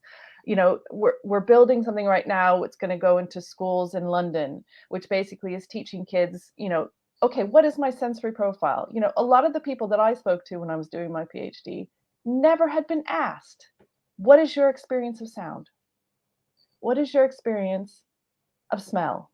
That never, their entire lives, no one had been interested in that experience. And that is what ultimately needs to change. And I hope, teaching autistic people to kind of look at that and then create words, create, their own profile, which basically talks about alexithymia, talks about, their emotional experience, talks about all those different aspects as well as sensory, can help autistic people and kids that can self-advocate for themselves, and then teach other kids to self-advocate for themselves. And hopefully we can just continue that on generation after generation. Ultimately, and obviously teaching within the schools to all the neurotypical people that need to understand our culture. Scoop, scoop, scoop. Just always scooping. This is what we do. It's fantastic. It's very exciting. It is very exciting. The double empathy problem does show the problem. And while it demonstrates that the problem is in the middle, it's in the interaction, I think as autistic people, the onus has been on us for too long anyway. So when people say, but it's, communication is reciprocal. Yes, but when you're the more powerful majority, i.e. neurotypical, you're not having to work at it to understand us and learn and communicate in a way that actually we will understand as well, and in that exchange. I think we've tried and we've worked really, really hard. And like somebody said, I flagged it earlier on, and apologies, I don't remember who said it now because it's quite far up in the comments, but it was that, and I said the same thing. I'm actually incredibly good at perspective taking, particularly with neurotypical people, even though they confuse me still. I can still perspective take, even if I don't understand why are you doing that though. That's not logical. That doesn't make sense to me. But I understand that you've done it, etc., etc. So actually we can become very, very good at perspective taking. And I would always say that my challenge, I put it on when I do training, I'll do, these are my challenges and these are my strengths as an autistic person to demonstrate we all have them. And on my challenges thing, it's actually not about me. It's about the challenges I have. And I say the biggest challenge I have is people misunderstanding me. But when I say that, I actually mean non-autistic people misunderstanding me, not perspective taking with me, not understanding my experience of the world, and things like that, where I don't necessarily have that issue with autistic people, because if you don't understand, you just ask me. It's just so much more straightforward. So I'm going to stay on this excited, because we could go down, it's depressing as well because the double empathy problem still exists. But actually, I think we can be excited as well about where this can be going to support us. Yes, we can have, I put here creation of reciprocal and equitable communication training. So stop saying about trying to teach us how to communicate like you. Where is that reciprocal communication training? So that not one-sided social skills training, for instance. Our social skills are amazing. We have amazing social skills. You just don't understand them. You just need to learn our social skills. Okay, fantastic. So I've got my final quote, and then we're going to do my favourite last question, unless anyone's got any key things they were really itching to get out. I think we've done a really good job today. Okay, so quoting from the same paper that I quoted at the start. So the way forward is not to seek a way of changing autistic people to make them fit in quotation marks, but to change society to make us all more tolerant of diversity. I'd like it to be embracing of diversity, but I guess at this stage we would be happy with tolerance. Would something, anything. Give us a little nugget. Sorry, derailing the quote. Doing so will not only improve the quality of life and the productivity of autistic people, although we could go in a whole different discussion about why do we need to be productive, but still, but will make society a better and more functional place for everyone, end quote. I'm obviously low on spoons as well because I messed up my sentence. So yeah, and I think, yes, we with the double empathy problem can really start. Well, we're starting to go places, and I'm very, very appreciative of Damian's contribution to the autistic community, and very appreciative of Rachel, and very excited for Rachel, where they're going to be going with this as well. Thank you everyone for being here. We're going to ask our favourite last question, just to see if anyone's changed their minds, actually, because I will have asked the three people on the screen before. But what are everybody's favourite stims? Anyone got a different one from last time that they've been on? Bobbi, what's your favourite stim? Still spinny rings. I've seen the spinny rings. Yeah. I'm just, it's constant. And you guys got me into these as well. Yeah. You guys got me into Kieran's that. left out. Oh no, I feel bad now. We need to send Kieran empathy. I feel bad for Kieran because he doesn't have one. We need to send one to Kieran. But you guys got me into this as well. Oh yeah. So, and there's something about, I'm constantly, like, even my youngest said to me today, he's like, you always have it at your face. I'm like, yeah, I know. There's something about just, it has to be here.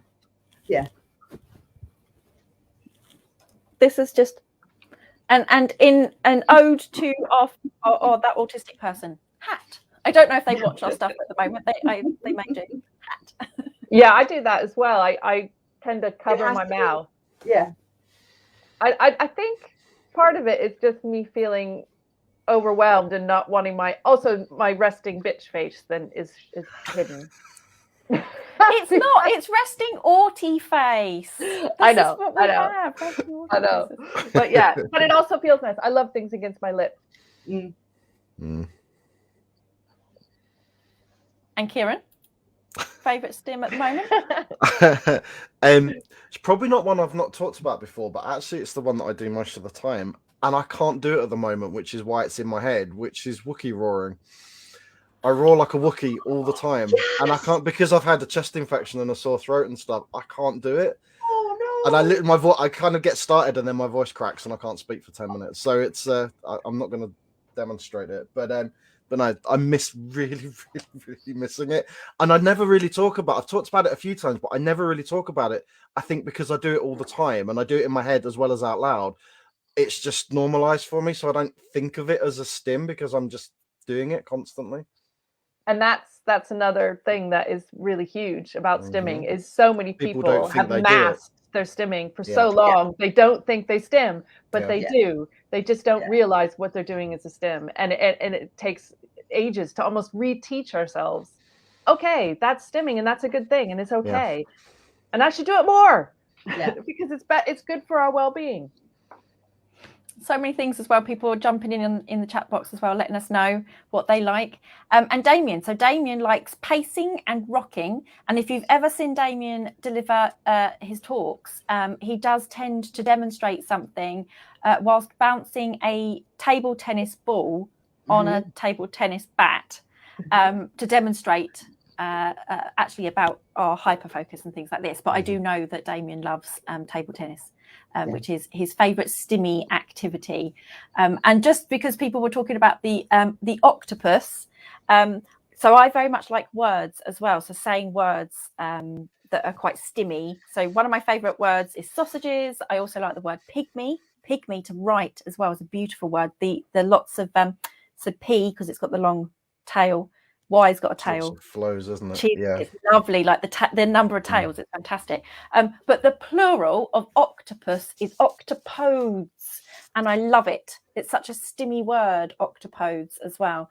So somebody was saying in the comment section about they're loving the octopus, but they're octopodes when you've got multiple. It's lovely. Right, what have we got next week? We have got next week, because we had to shift things around, we have got Emma Reardon next week. So get back to a very serious topic again, I'm afraid, but it's a very important one. Sorry, I've just seen size. So timing. The banners. So we'll come back to that in a second. Okay. I don't know, Si. Who could have possibly deleted the evil mayonnaise banner? Anyway, so next week we have Emma Reardon, and we're going to be discussing sensory trauma. So the importance of understanding that actually we can experience in our bodies, and for a long term sort of complex or PTSD. So trauma from sensory issues. Yes, I may have deleted some of the banners because there was quite a number of them. And yes, I still wants to carry on this feud between me, the salad cream team, and the mayonnaise team, which is him. But I'm aware that isn't it Miracle Whip for Bobbi? Miracle Whip is the UK salad cream, so I'm total team salad cream. I'm total team salad cream. And I can't remember where do you fall on this? Ketchup. Raw ketchup. And Annette is just like, I'm Miracle Whip. I'm a Miracle Miracle Whip. There you go. Although somebody says Miracle Whip is death. So everyone's doing all the bits in the comment section. Although Maybe that's I wouldn't like it now. I don't think it's probably got too much sugar in it. I don't know. Oh, it's horribly filled with Yeah, it sugar. is. I had it recently when I was over in the States, and I was like, wait a minute, why did it start tasting like this? It was bizarre. Yeah. Oh, okay. And we're all banned. And Damien, so Damien's jumping in as well. So he can't do either salad cream or Team mayonnaise. ketchup. Ketchup. Team ketchup. Okay. You can put ketchup on anything. No, you can put Yes, salad you cream can. on anything. No, you can't. You can't put ketchup on a salad. That's weird. Why is it weird? It's got tomatoes in it. No, that's gross. Anyway, okay. And then Ellie, I love it. Ellie's like, because when we had Dr. Nick Walker on, she's all for hummus. So Ellie's going to fight, die fighting on the hill of Team Hummus. And then Luca. You'd sink into Hummus Hill, wouldn't you? And then Luca, no ketchup on pasta, they shout in Italian. Okay. Feel free, you three, to just stay on, just to say thanks everything once I hang up on everybody like it's a telephone from the 90s. I don't know. That I've really gone off on a weird tangent now. Have you not seen some of the videos where they ask more, you know, the young people, how would you demonstrate, you know, using a telephone or, you know, using a phone, and they do this, like they're holding a mobile. Obviously, we will do this because this is a telephone from like the 90s. And Sai's joking in the comments that infamy, you've all got it, infamy. We've really just gone on a random tangent. So if you're still here, you've just got inertia. So you're stuck with us. But we're going to disappear now. Thank you everyone so much for being here. Feel free to listen to our jingle. I've got to love our outro. Bye everyone. Bye.